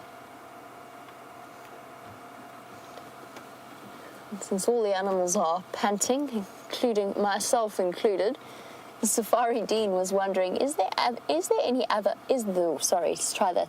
that entire sentence again. Is there any other animal, or is there any animal that enjoys extreme heat?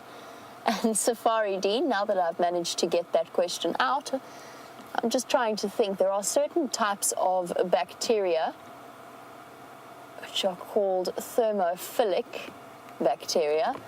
Thermophilic bacteria quite enjoy heat. That I suppose is an animal, if we're going to go down that route.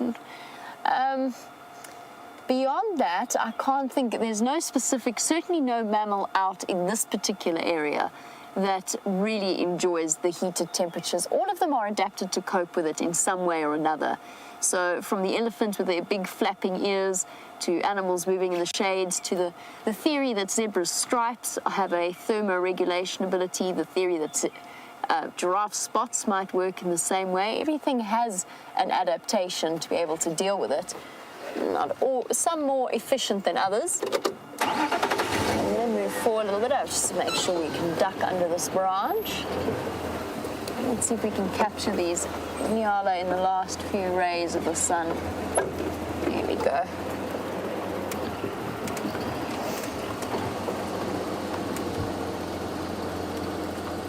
Lovely little mixed herd here.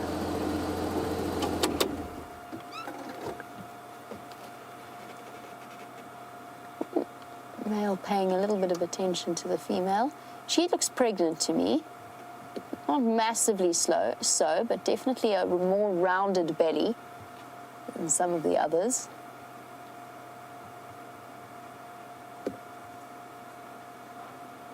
High up on the list of some of the most attractive antelope. In fact, I think in terms of different antelope tribes, the spiral-horned antelope family, the bushbuck, the nyala, and the kudu, definitely win the most attractive family award, the most attractive antelope tribe. There you can see those color difference beautifully, and how much more white there is on the top of that male.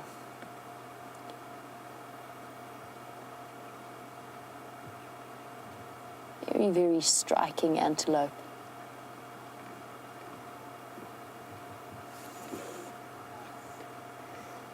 Something that I always think about when I look at the nyala was that folklore story that Teresa told me about the idea behind, the explanation behind the white on kudu and nyala. And essentially the idea behind it was that their spindly legs were too thin for them to be able to stand up in the beginning. So their creator reached down and helped them up. And the white stripes and the white dots and the patterns on their face is, in theory, where the creator touched them in picking them up. And I don't know why, but that particular story I found incredibly touching. Because when you look at them, it does sort of, there are places that do look like fingerprints on them. couple of spots on Inyala. Inyala have stripes and spots. And kudu, in terms of telling the difference. Kudu mainly have stripes, which brings me back to a question that I got asked yesterday about whether or not kudu always have 9 stripes. And now Rocky Knight was wondering about Inyala, whether or not they always have 9 stripes. So now I feel obliged to have a quick count. 1, 2, 3, 4, 5, 6, 7, 8, 9, 10, 11. No, Rocky Knight, they do not ever have just 9 stripes. Every Inyala has a different stripe pattern. Some have definitely got more than others. This female, for example, I think probably has at least 11 or 12 running down her. Oh, that male's...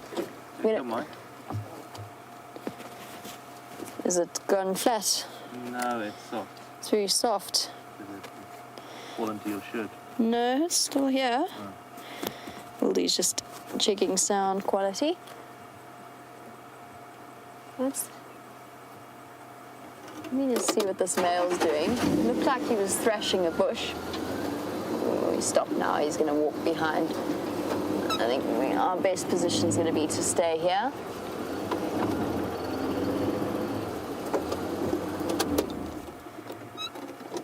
But yes, each individual Inyala identified by different stripe patterns if you wanted to go down that route. We had a couple of them living in the camp where I used to live before I started at WildEarth. And Inyala are a very common garden antelope species. They habituate very quickly, and they like to come wandering through next to camps because the lawns almost inevitably get watered. We used to get herds of up to 18, 19 Inyala wandering across the lawn, and we got to know certain individuals over time. There was one called Lady J, had a backwards J stripe on her shoulder, and we watched her raise a successful number of lambs over the years.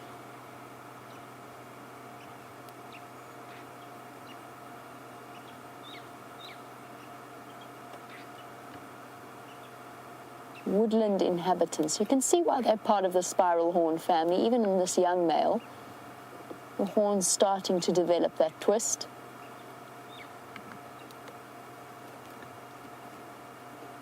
I think he heard something. I'm just making sure that it's nothing scary.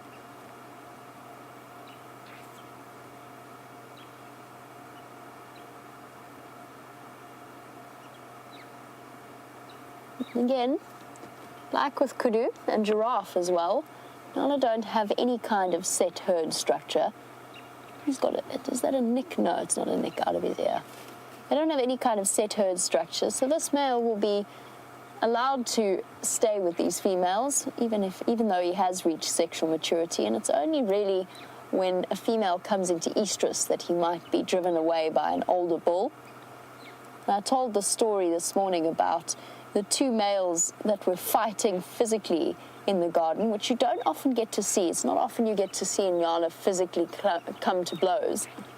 But they were fighting over a female that was clearly ready to mate.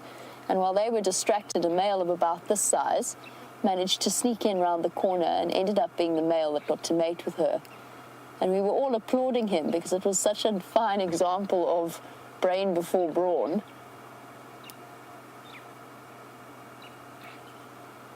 Managed to be highly successful. If I go forward a little bit, oh no, he's just moved into some Kudu. Yeah, kudu, barking. No, it's coming to you now. Oh, cool, awesome. That would actually be lovely if he would decide to come through into the sighting and join us. That's what keeps attracting. You can see that female's head's shot up. That's what she's looking at.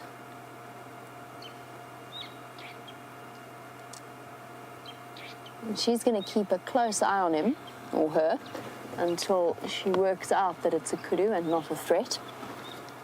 But really nice to have 2 members of the same family in the same sighting. Hopefully she keeps coming, and we can get a comparison of size.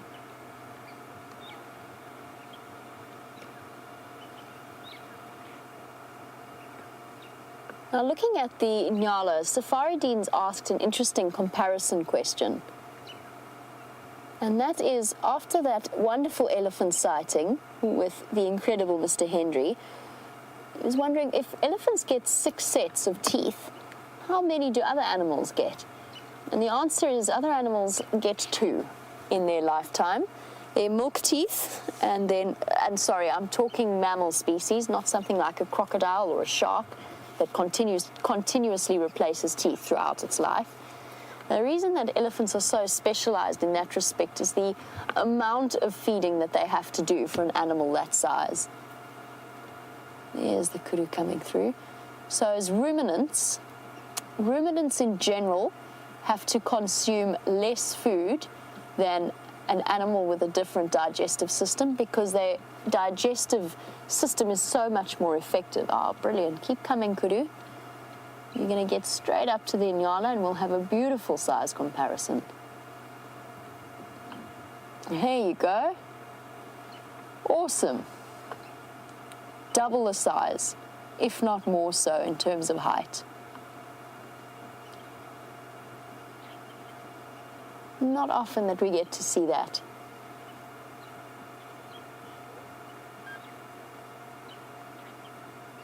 So Nyala, much, much smaller. Fortunately, she just took a slightly wrong trajectory there, and then further into the block. So Safari Dean, elephants as hindgut fermenters, that means that their digestive system is fairly inefficient. Now, they excrete at least 1/3 of what they eat, whereas with ruminants, they digest far less. So if we take 2 animals of about equal size, a zebra, which is a hindgut fermenter, and a wildebeest, which is not, they have to eat a wildebeest has to eat about half of what a zebra has to eat in order to get the same level of nutrients and to maintain the same body size. Now, you increase that to 2, 3, 4, 5, 6 tons of animal. It needs to chew constantly and eat constantly in order to maintain it. And that's why elephants have evolved to replace those sets of teeth. Other animals just have their milk sets of teeth and then they have their adult teeth after that. And then, as I said, crocodiles, very, very different example.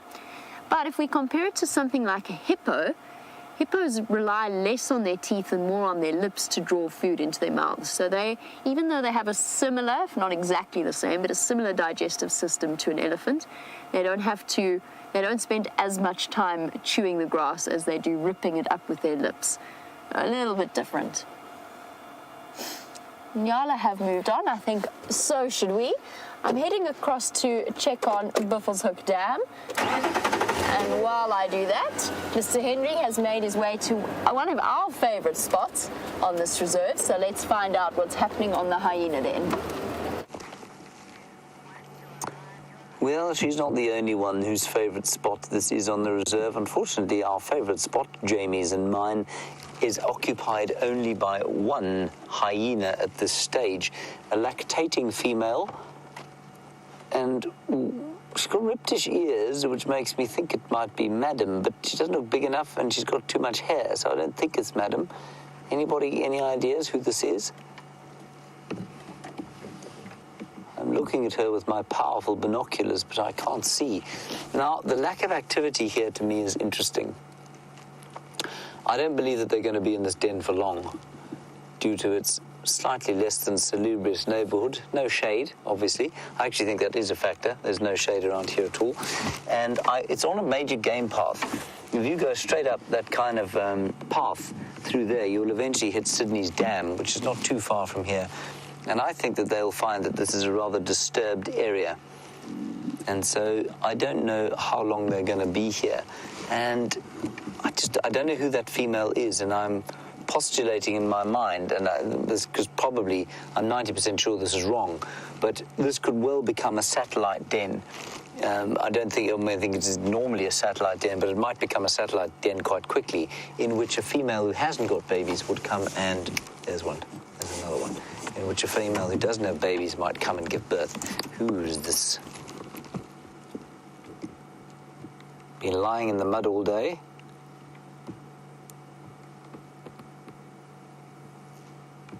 Looks like it might be pretty.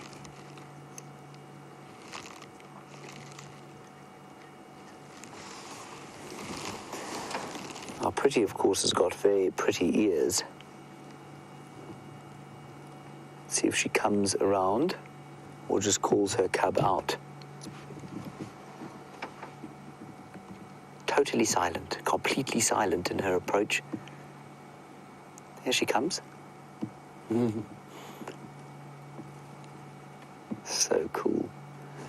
It's not pretty. She's got stuff missing from her ears. It's Corky. It's our old pal Corky with the scars on the top of her head. Hello, Corks. She will be calling out D1 and D2.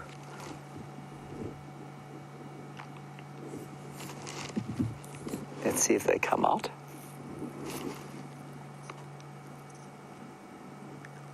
She's been lying in mud all day. I don't blame her. It is, of course, very hot today. Still quite warm. I wouldn't put the temperature at much below 34 degrees Celsius.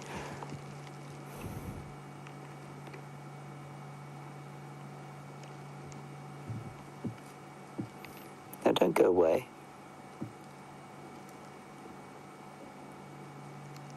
Her little ones may be in the other side of the den, of course.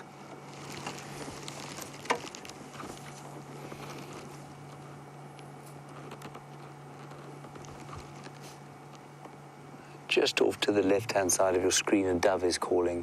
Prop, prop, prop, prop. Lovely call for the end of the day. She looks like she may have seen something.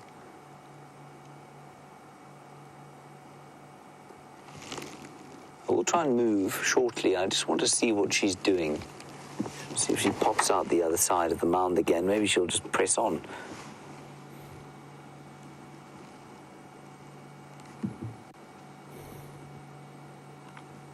No. Maybe not.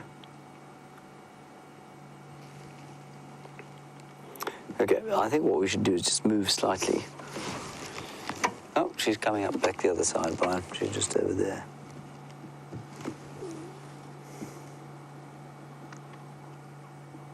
So while she's doing that, calling the cubs out, let me just move into a better position in case they do come out, which will give us a better view of her.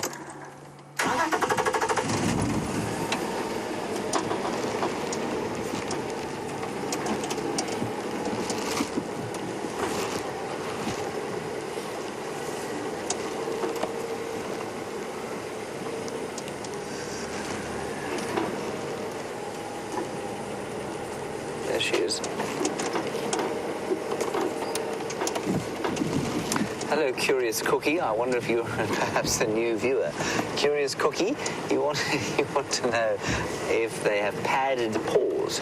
Curious Cookie, they have paws pretty much exactly the same as your dog or your cat. So if you've ever felt a domestic cat or a domestic dog, they've got the same kind of paws. Probably hard like a dog's, as opposed to soft like a little kitty cat's.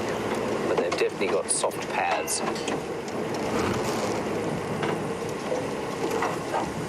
We haven't come around the wrong side here.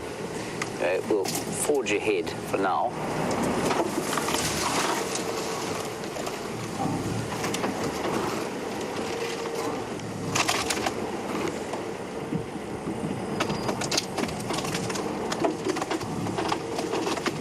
There we go. She smelt something. She's looking both sides of the den. The other one is also now looking.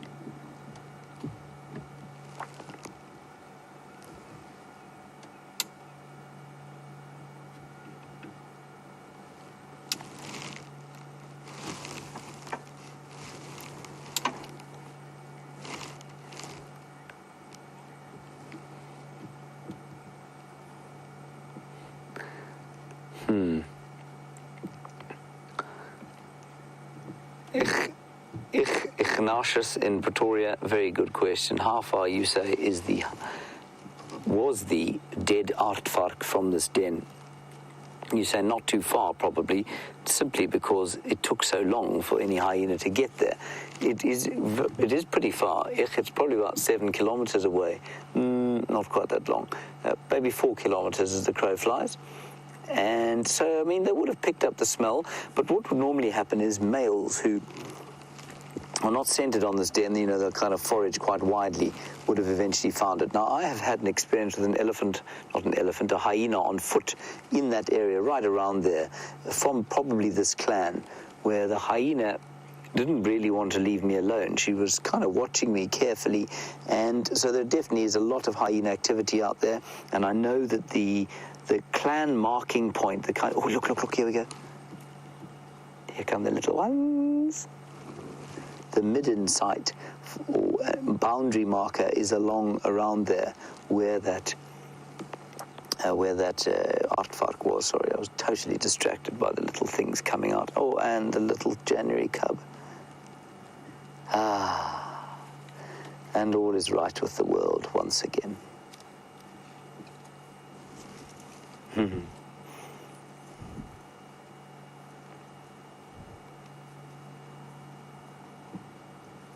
See them greeting there?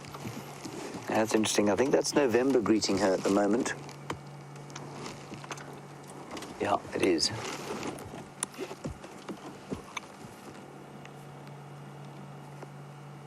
I'm not sure if we knew this or not, but November is very clearly a little male. We know that D1 is a male and D2 is a female. Oh, do we? I thought D1 was a female, but I just looked again and I'm not convinced that that's the case.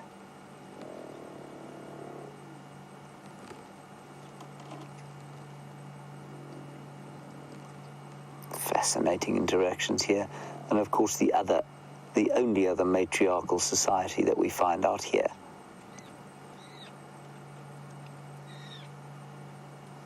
The little ones playing now. And they're all marking with their little anal glands. They're all marking territory, doing their bit for the clan.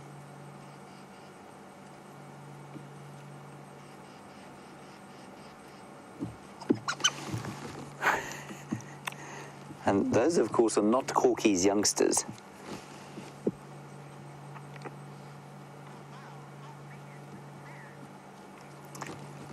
Now, Chief Keef, you want to know how big this clan is. Chief Keef, it's not actually that big. It's about 17 or so adults, as identified by the brilliant Juma/Arathusa hyena group. And that's not particularly big. There's one of about 30 on Arathusa.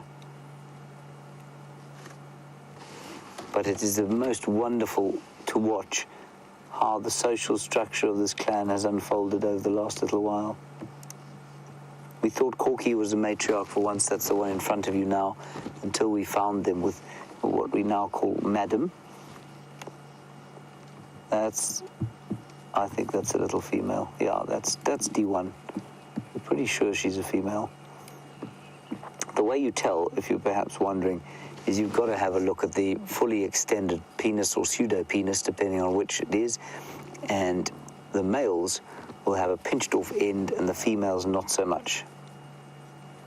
So the easiest is to find an adult, basically, that you can compare. Now, I think there's one male and one female D cub. I think both the January cubs are male, and I think November might also be a male, but I might be completely wrong.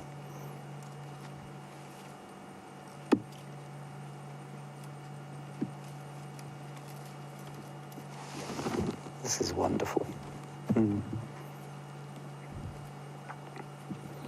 So interestingly, that hyena there, the adult who's looking after the January ones, who was clearly left here as a nursemaid, is not a mother as far as I'm aware.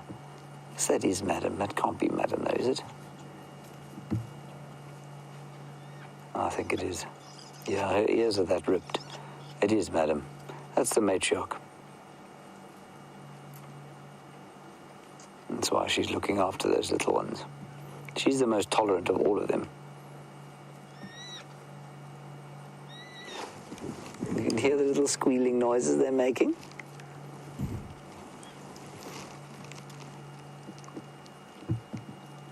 So cool. And there'll be lots of snoozing going on because it is just so hot. Tomorrow is getting even hotter, everybody. So bring your sunscreen on drive tomorrow, in the morning as well as the afternoon. And then after that, we should have a bit of precipitation.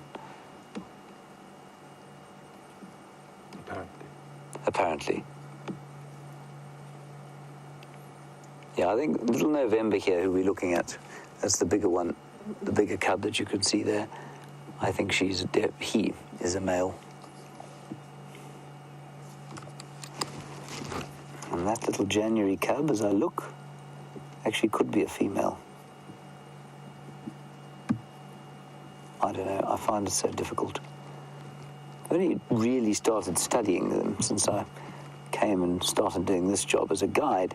You know, you'd spend kind of maybe 10, 20 minutes at a hyena den, then you'd move on, and you didn't have the extended periods that we have with these animals like we do now. It's such a rare privilege to be able to just sit here and have a great time with them, study them, have such experience basically in the viewers who've seen so many hyenas, who can give you advice, say, well, think about this, think about that, what do you think about that one? Oh, but you remember the sighting on the 4th of March 2 years ago, and it's wonderful.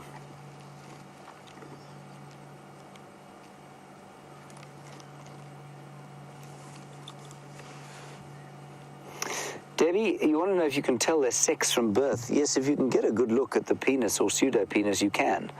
But you really got to know what you're looking for. I mean, I'm still not sure that I'm correct about these sexes, about the genders of all these little cubs.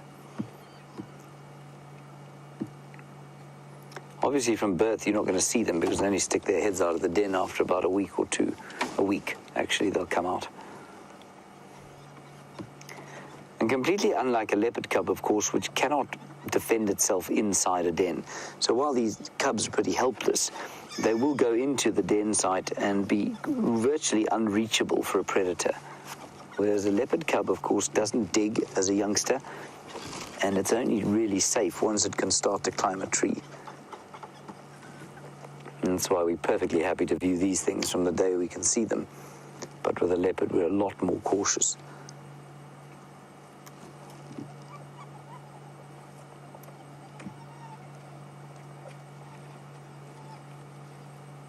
Time for the evening suckle.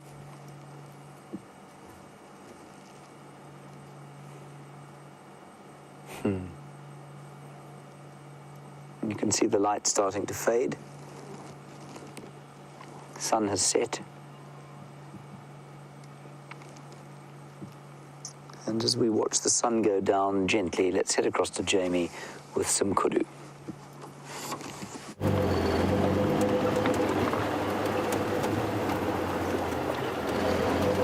Unfortunately, par for the course this afternoon. My kudu seem to be disappearing into some very dense bush.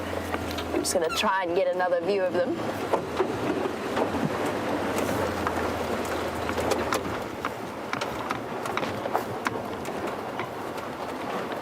All right, goodies.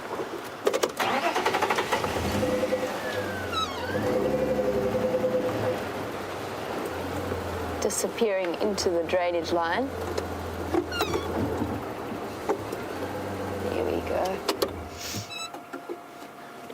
There's definitely more than 9 stripes there, just to continue on that subject.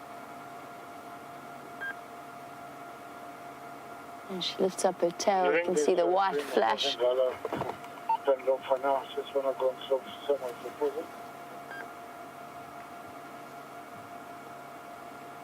Disappearing off into the sunset.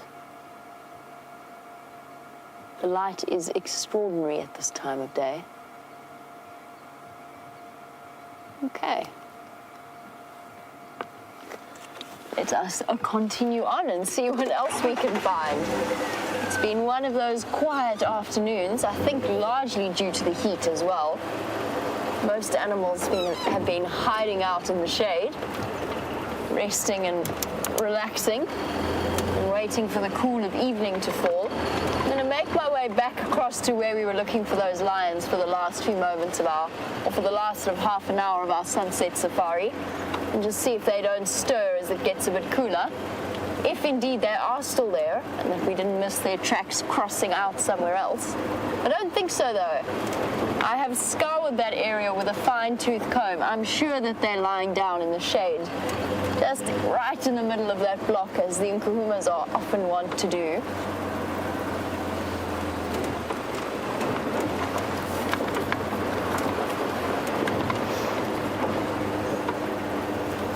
As night starts to fall, you get a whole different style of guiding. It's right at that period just before we want to put our spotlight out, but having the headlights on is a really useful way of catching tracks in the fading light.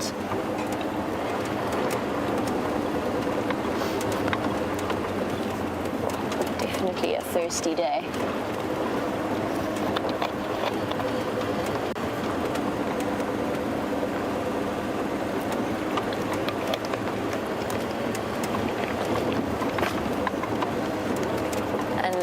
As I gulp down water, Wayne was wondering what the temperature was today. It's not our hottest day that we've had out on drive, but it's pretty close. It was 38 degrees, which is 99 degrees Fahrenheit, depending on where you are from. Definitely a very warm afternoon. Not quite warm enough for our cameras to start shutting down, but very, very close. As soon as we hit about 40 degrees, just over 100 degrees Fahrenheit, it is time for, it's when the cameras start to give their temperature warning. Lovely male waterbuck. Actually seems quite dark in color. Now we can compare him to that fluffy little baby that we saw earlier. You can see what I mean about the difference in color. And those strange white rings around the rump. Any updates? I'm going to try and see if I can find any local legends about explanation behind the waterbuck's white rump. He's wandering across to a female. There you go, you can see the size difference. Nice comparison. Oh, let's stop and have a sniff. Is he going to phlegm and grimace? Oh, he's going to phlegm and grimace face. There we go. Perfect. Thank you, boy. Being very cooperative. So that lifted lip and scrunched up nose, that face that he was pulling there, that is known as a phlegm and grimace. And what it does, he's going to go again. She's cooperating very nicely. I wonder if she's not coming into estrus. No. You also notice that he licks his nose and then pulls his tongue back into his mouth. All mammals, she's not having any of it, she's gone now. Not interested. All mammals have what's known as the vomeronasal organ, or the organ of Jacobson, that sits at the roof of their mouth, and essentially that tastes like smell. So you can imagine that they're tasting the smell, and it's far more advanced. We have a residual one, but we've essentially lost the function of it because we no longer rely as heavily as we used to on our sense of smell. But that's why he was drawing his lips up. What it does is it opens up the passage to that organ of Jacobson and just allows it to act with its full efficiency. And you'll see all animals do it, except for elephants. And elephants, instead of doing that, what they'll do is they'll sniff with their trunk and then put their trunk into their mouths and touch the organ with their trunks, because obviously they're not capable of pulling that particular face. Still, to me, the funniest animal is probably buffalo. I think they look hilarious when they do it, but all of the animals pull that hilarious face when they are sniffing and using that organ of Jacobson.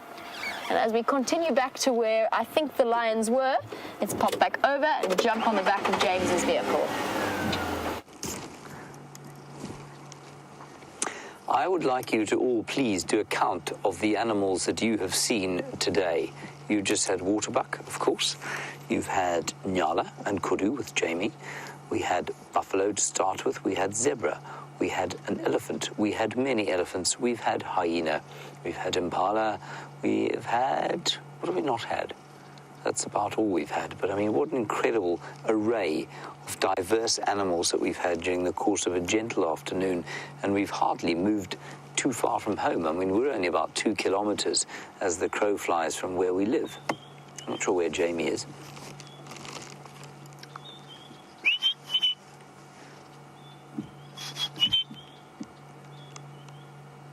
Now, this is classic madam behavior, completely tolerant of the others coming to say hello to her. Corky has not been seen being nearly this sort of tolerant of cubs that aren't her own.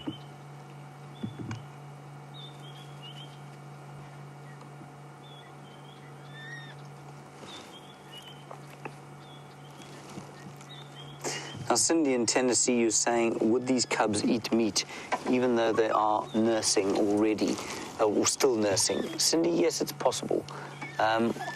Especially madams, because she will bring food back to the den. She's a dominant female, and so it's highly unlikely that anyone would steal anything from her. But certainly the rest of them will eat meat. If it comes, they will eat it, but they will suckle. Remember, hyena suckles for a long time. A hyena suckles for up to 6 months, which is almost twice as long as any of the other predators. And I think sometimes some of them will try and suckle for up to a year. And they will be at the den for almost a year. So we still sometimes see June here.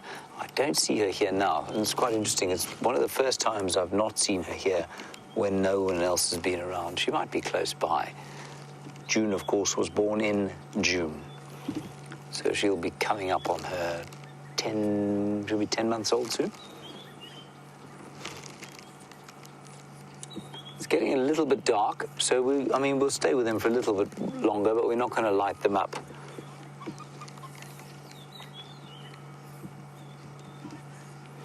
Now, Barbara, just in case there's any kind of misconception, you want to know how long it takes for them to build a den.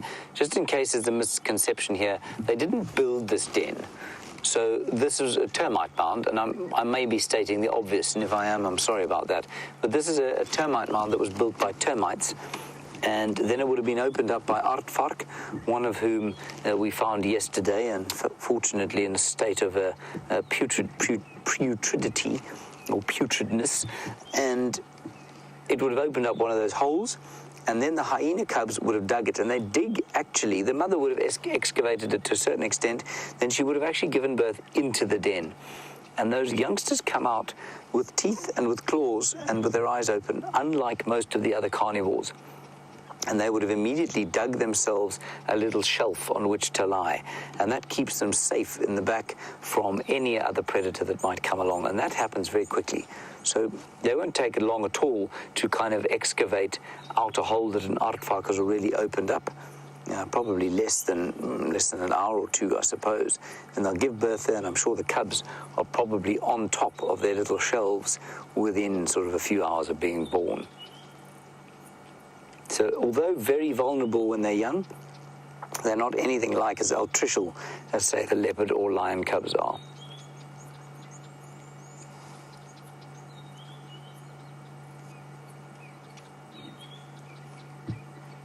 You can see how dark it's getting now.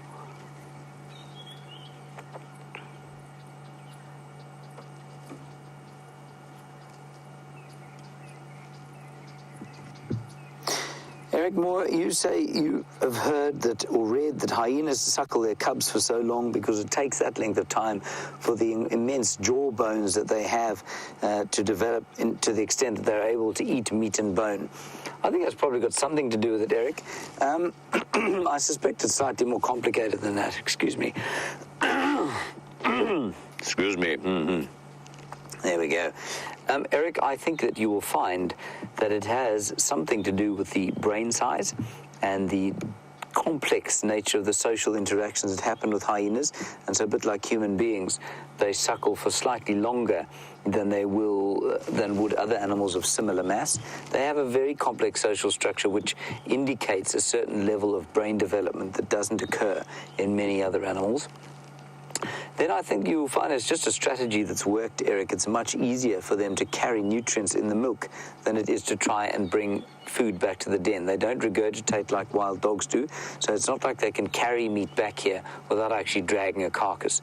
So what I think you'll find is that the safety of the den outweighs the disadvantage of having to bring food back here in the form of milk, and I think that's probably a more accurate reason for why they would be suckling for as long as they do. I don't see why their jaws should become or take any longer than a lion or a leopard's jaws to develop, especially as they're born so much more altricial or precocial, sorry.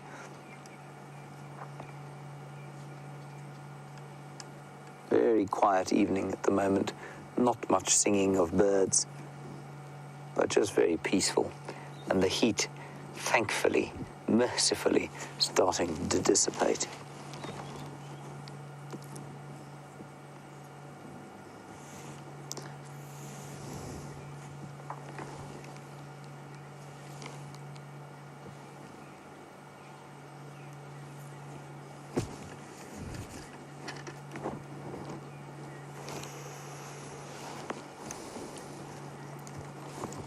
Darlene in New Hampshire, nice question. Nice because I'm not sure that I could answer it. You say you've read that the giggle or that kind of... Oh, there's something behind us, Brian. I just thought I heard a sound. I think it's just a bird. I think it's a redback shrike calling. Darlene, you say that you've read that giggling thing is a sign of submission, and that only hyenas that are submissive will come and do it, and what it results in is a kind of a relaxation of the dominance hierarchy and shows a dominant female that the subordinate acknowledges that subordination. It could well be. Yeah, Darlene, I mean, I've spent so little time actually studying hyenas before I came here, and now that I think of it, it only tends to happen when cubs or subordinates go around slightly more dominant ones. So, yeah, it could well be that that is the case. They do make a form of it, though, at a kill. When they're trying to G each other up and steal some meat, they will make a sort of the form of that giggling sound. All right, everybody, we're going to leave these guys. It's starting to get a bit dark now. I know that every evening we have to leave them slightly earlier. But while we get out of here, let's head across to Jamie and find out what she's got as the night starts to fall.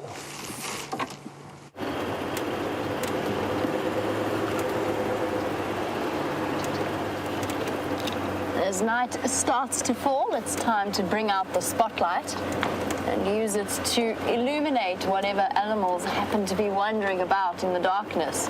There's always this incredible sense of excitement that I think most of us feel as night starts to fall.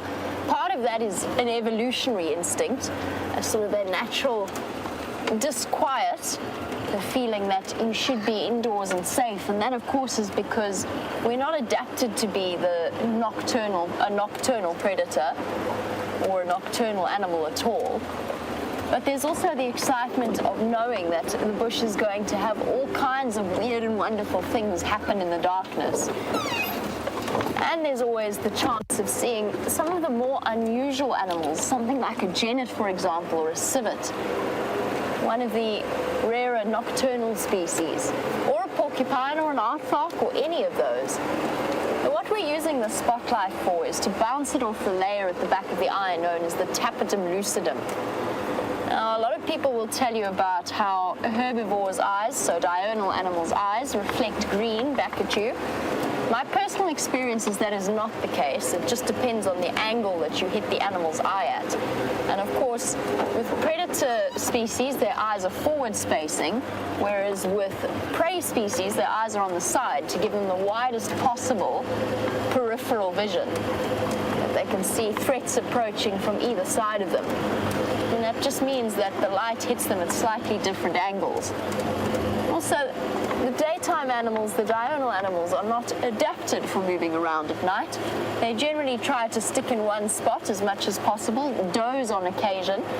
So you'll see impala herds regularly will be lying, half of them will be lying down, the rest of them will be standing, keeping a watchful eye and ear and nose out for any sign of attack, and then swap around so that they have a chance to rest.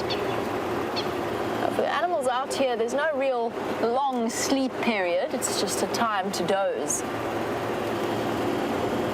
don't shine too much on the diurnal species, so daytime animals, because they're not adapted to deal with that level of light at night. It actually blinds them in the end.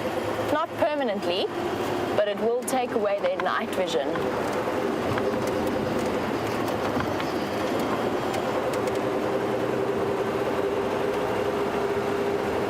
James Taylor is wanting to see, speaking of diurnal animals, he was saying he hopes to see the wildebeest again soon, and it feels as though we don't see them much anymore. That's actually a really good point. I was thinking that earlier today. I haven't seen that wildebeest herd in a long time. The last time I saw them, they were doing a mad dash onto Buffelshoek, away from the Nkuhuma ladies. Maybe they've just decided to stay there for now. They might have discovered a nice grazing area. The calves are nice and big now. They are capable of covering nice large distances. When we last saw them, they were already starting to get their horns. But just to finish off the topic of the spotlight and what we use it for, I always used to tell my guests to think of using their eyes during the day like they would use a spotlight at night. So when we shine it, we do it fairly rapidly because you kind of want to cover as much distance as possible, because if I spend too long doing this, I'm going to miss whatever's on my right. You try and check the open spaces as clearly as possible, up the big trees, checking for chameleons all the time, checking down roads. The reason I say that they should use their eyes like that is very often if people are specifically looking for something in particular, let's say they only want to see a leopard, they will turn every bush and log, and I know I do it sometimes if I'm out looking for a particular animal, every termite mound starts to look like a leopard, every log looks like a leopard. And you end up stopping regularly. But you don't need to focus so hard. You actually need to let your brain relax into it, just like you are waiting for eyes to reflect back at you. Because your brain is geared to pick up on the shapes of animals. If you relax it and let sort of go back to your instinctive feeling, you're more likely to spot something. Particularly, of course, if it moves. One of the things I always tried to teach my guests was not to over-focus on one thing.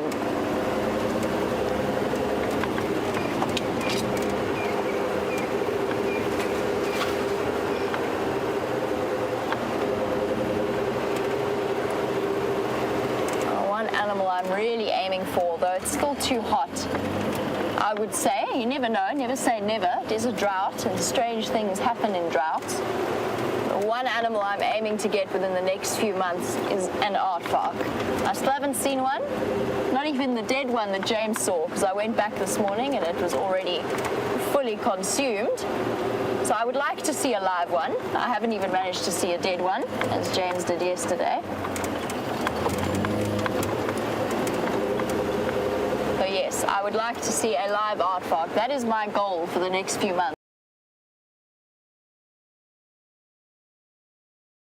I'm already noticing, okay, maybe not so much in the last 2 days, but I'm already noticing a huge difference in temperature in the mornings. There's a coolness to the air that bodes heavily for the beginning of winter. South Africa doesn't really have 4 seasons. We have 2, with a sort of a short transition period in between. We've got hot and we've got cold and we've got dry and we've got wet, essentially.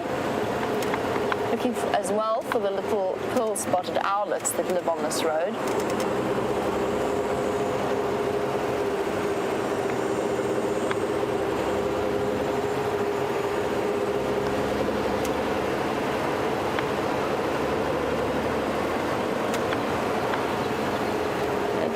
Today, a quiet afternoon is actually really peaceful and relaxing. To be out and just enjoy driving through the bush. You have to work hard for sightings. You can't always just get lucky with them. And unfortunately, the lions this afternoon didn't pay off. But tomorrow is another day, and I'm sure they will. I'm hoping, fingers crossed, they're still going to be in the area. Maybe even coming down to Jumapan for a drink. saw across to Gallagher. We did find the rest, or at least one of the other guides, just by the way, speaking of the lions, did actually find the rest of the buffalo herd on Philemon's cut line, so not too far south of where we saw those lone females.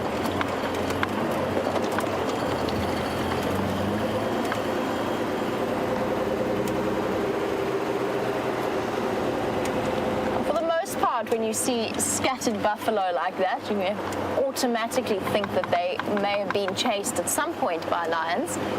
But Eric, who is watching in Dallas, was wondering, would a leopard be a threat to buffalo, or are they too large?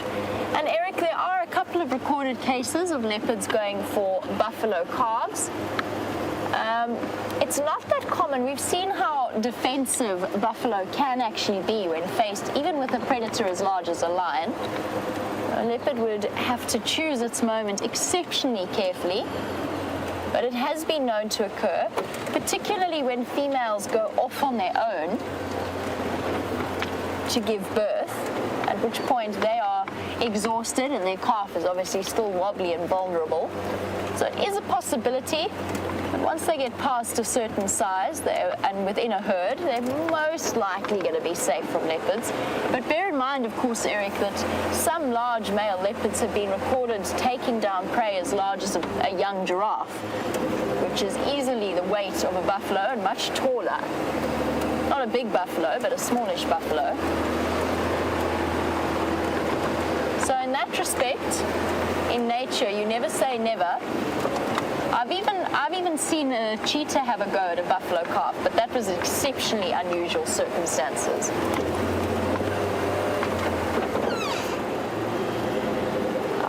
James has left the hyena den, but apparently met up with another hyena, so let's go and have a look. Now, this is a young hyena, I think, or a small male.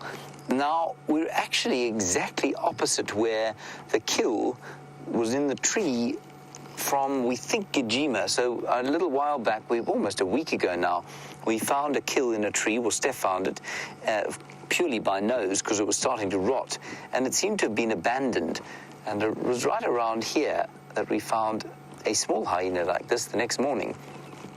And I wonder what it's doing here now. Doesn't seem to be any meat around, but it might be worth just doing a little bit of a turn through here, just to see if there isn't something that it's waiting for. A hyena is one of the most patient animals you'll ever find. And if a leopard has got a tree, eventually it becomes either so rotten that it falls out, or the leopard makes a mistake and drops a piece. That's why it was so unusual for me to see, or not to see, to hear that Karula had her cubs around where she had her last kill, because there were hyenas all over the place. It was rotting and smelling, and why she would have brought them into that kind of precariously dangerous position, I just can't imagine. Anyway, she knows best, I hope. I'm just going to drive onto the cut line here. We're right on the northern boundary.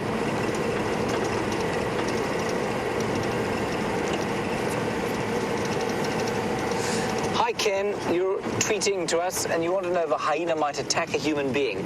Ken, the kind of rule of thumb is if you're standing on your own 2 feet and it's in the middle of the day, a hyena won't come near you. If you're lying on your back at night and say you leave your tent open, then a hyena is likely to do quite a lot of damage. So, in fact, I mean, that's when hyenas have killed people, is when they leave their tents open, they go camping in wildlife areas, hyenas come into their tents and take them out.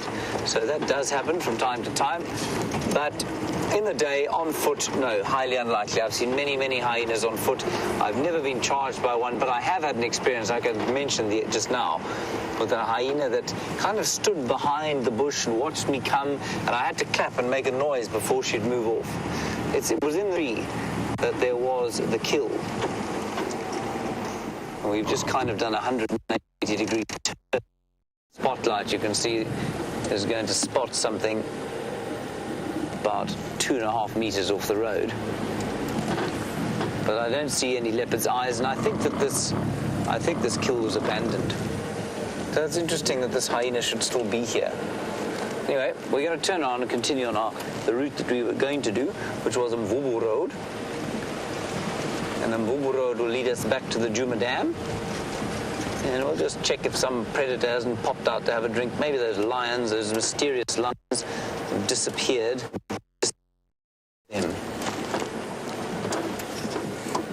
I suspect quite strongly, given the amount of activity in the block where I thought those lions were, that they somehow crossed a road without us noticing. It's not unlikely, given the number of elephants that have been around. I mean, if that many elephants, you're not going to see a lion track. If the pride crosses in one line across a road, you're not going to see them. So I wonder if that isn't what happened. There's a little scrub here. Doesn't think he's been spotted because the spotlight isn't particularly bright. I think a scrub hare, rather like an impala, is an extremely underrated creature.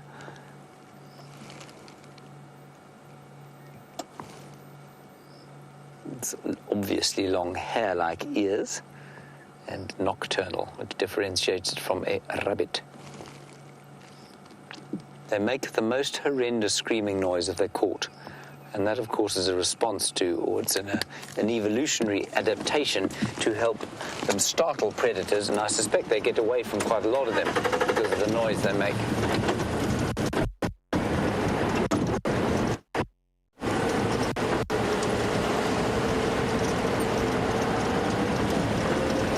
So we're going to go just up the other side of this hill and down the other, and then we'll turn south again. Hoping perhaps to find sign of a leopard. Let's go across to Jamie while our signal's a bit dodgy, and we'll see you at the dam.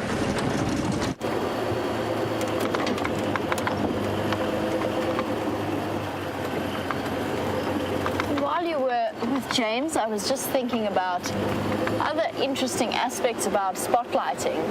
And this afternoon, Liam and I decided we'd just pop up towards Buffelshoek Dam and look for that shy male leopard that's been nicknamed Gajima by, I think it was initially started out by one of the Buffelshoek landowners, that particular name, because he gajimas, or he runs away from vehicles.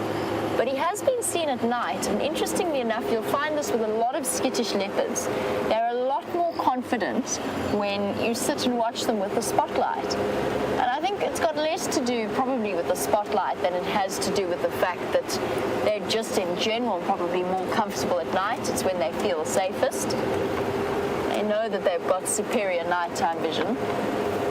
It is something interesting, and it was something that we experienced when I went to go and visit Brent's parents as well, on a little reserve close to Hoedspruit. And they've also, the leopards on that reserve are also fairly skittish during the day, but at night you can sit and observe them almost in the same way you can most of the Sabi Sand leopards, maybe with a little bit more distance between you. It's fascinating that that is the approach that they have adopted. Oh, gonna go quickly. Don't jump, don't jump, don't jump, don't jump. You see him there, Wildy? Well done. Hello, little bush baby. Bobbing his head up and down to have a look at us. So cute. They really are one of the cutest things. Where did he go? Oh, there he is. Gone up into that tree. There he goes. Bobbing up and down. Next jump. Oh, that was a big one. Oh, he's down there. There he goes. He's coming closer. He's after that moth. Now he's on the ground. Now he's back up again. Going after a moth. Oh, he's on the ground again. And he's up in the tree again. Here he goes, there he goes, there he goes. Oh, went into the marula tree. I'll have to switch on and try and keep an eye on him at the same time. Where's he going to go? He's going to cross the road. Oh.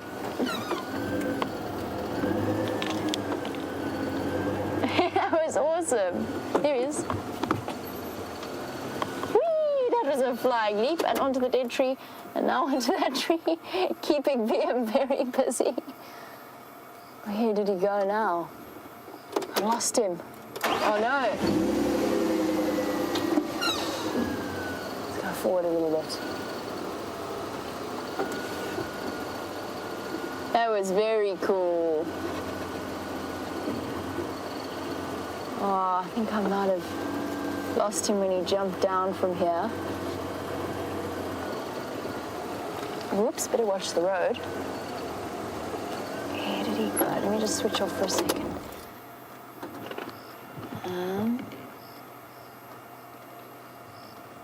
I think I missed him. I think he moved off the tree, just out of my field of view and to the back there. But bravo to Wiem for managing to keep up with that. That was incredible.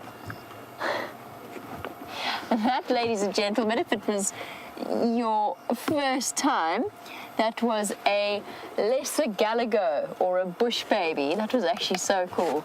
So the smallest little primate, called bush babies because their cry actually sounds like a baby, more so with the greater galago than with the lesser galago. We had one in camp the other day, and I think both James and myself have mentioned this, but it fell out of a tree onto the ground and then slowly crawled its way back up. But Wiem was just telling me the most interesting story. Apparently he saw a monkey actually catch a lesser bush baby, which I have never seen. That is a really unusual sighting, but awesome stuff to hear. Now, when I was staying up in Pafuri over my birthday weekend when I was on leave, we actually had sort of sleeping up on a tent on top of a platform, so almost like a tree house. And at about 4 o'clock in the morning, it's been a long time since I've heard a greater galago or a greater bush baby call. And this thing screeched next to my ear. I promise you, I nearly levitated out of bed and to the opposite wall. It sounds just like a baby, which in sort of the middle of nowhere, in the middle of a tent, is the last thing that you expect. It goes, wah! It's an awful sound, actually. But yes, that was the larger cousin of the bush baby that we just saw. That was very cool. Chasing moths.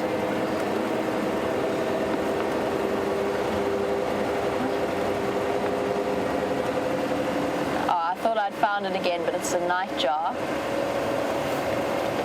Also one of the nocturnal species that we see fairly regularly. I'm going to stop so you can have a look at him.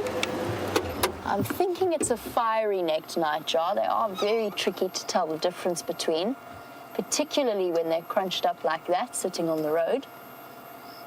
The reason that they love sitting on road areas is that it's nice and open and it's nice and warm, so it attracts insects at night. And they are perfectly designed insect catchers. They've got an enormous, what's known as a gape. So the extent that they can open their mouths, yeah, that looks like a fiery-necked nightjar. Do you see the sort of the fiery neck at the back there?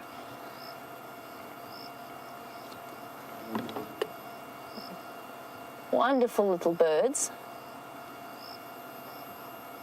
Off he goes. I was about to say to you that I'm going to turn my lights off him and let him head off. And before I start the engine, I'm actually going to say farewell to you for this evening's drive. A big thank you, as always, to Wiem for his fantastic camera work, and a really big well done for managing to stay with that bush baby, as well as a big thank you to Mr. Henry and Brian for providing you with the wonderful images that you've enjoyed this evening. And as always, a thank you to you, the viewers, for jumping on the back of the largest safari vehicle on Earth. We will see you tomorrow morning for the sunrise safari, hopefully with those lions, because I'm feeling fairly determined at this point. I hope you have a wonderful day wherever you are in the world, and we'll catch you tomorrow morning. Cheers for now. We're just doing one final sort of foray onto quarantine clearings, see if anything has popped out there. Maybe those lions are going to pop down. If you are around the Djuma Dam Pan, well, obviously none of you are actually around it, but if you're going to watch it or leave it on in the corner of your screen during the course of our evening, I think you might be lucky with those lions. I think it's been a hot day. I think they've had nothing to eat. Well, they may have eaten. I'm not sure, but I think they're going to seek out water during the course of the night. So keep watching there. I think you might be lucky. lots and lots of impala out on the clearings. They've all materialized out of the thickets, trying desperately to see if anything's going to bite them during the course of the night. Not much for them to eat. They would ordinarily want to be on a grassy clearing that offers them something to eat. Some of these younger impala are a bit nervy around the lights. The older ones don't mind much. There are hundreds of them here, hundreds. We can't shine on them, of course, but you'll get a vague idea. They've got the dim sort of floodlight on them. I'll lift it up a bit. There you go. That's worse. that was very helpful, wasn't it, Brian? Yeah. It was really showed me as a lighting expert. Brilliant. It's so nice to be a genius, Brian. Right, we're going to stop over here. Look, Brian, I'm taking your advice, stopping behind this bush here. Now, thank you, everybody, for your questions and comments. I had the most wonderful time with those elephants, a little bit with the hyenas, but best elephant sighting I think I've had. Thank you, Brian. Thank you, James. Thank you, Kirsten and Geraldine Cheesecake Kent in the final control. A big thank you also to Jamie and VM. We will see you all tomorrow at 05:30 in the glory of the African dawn. Bye-bye.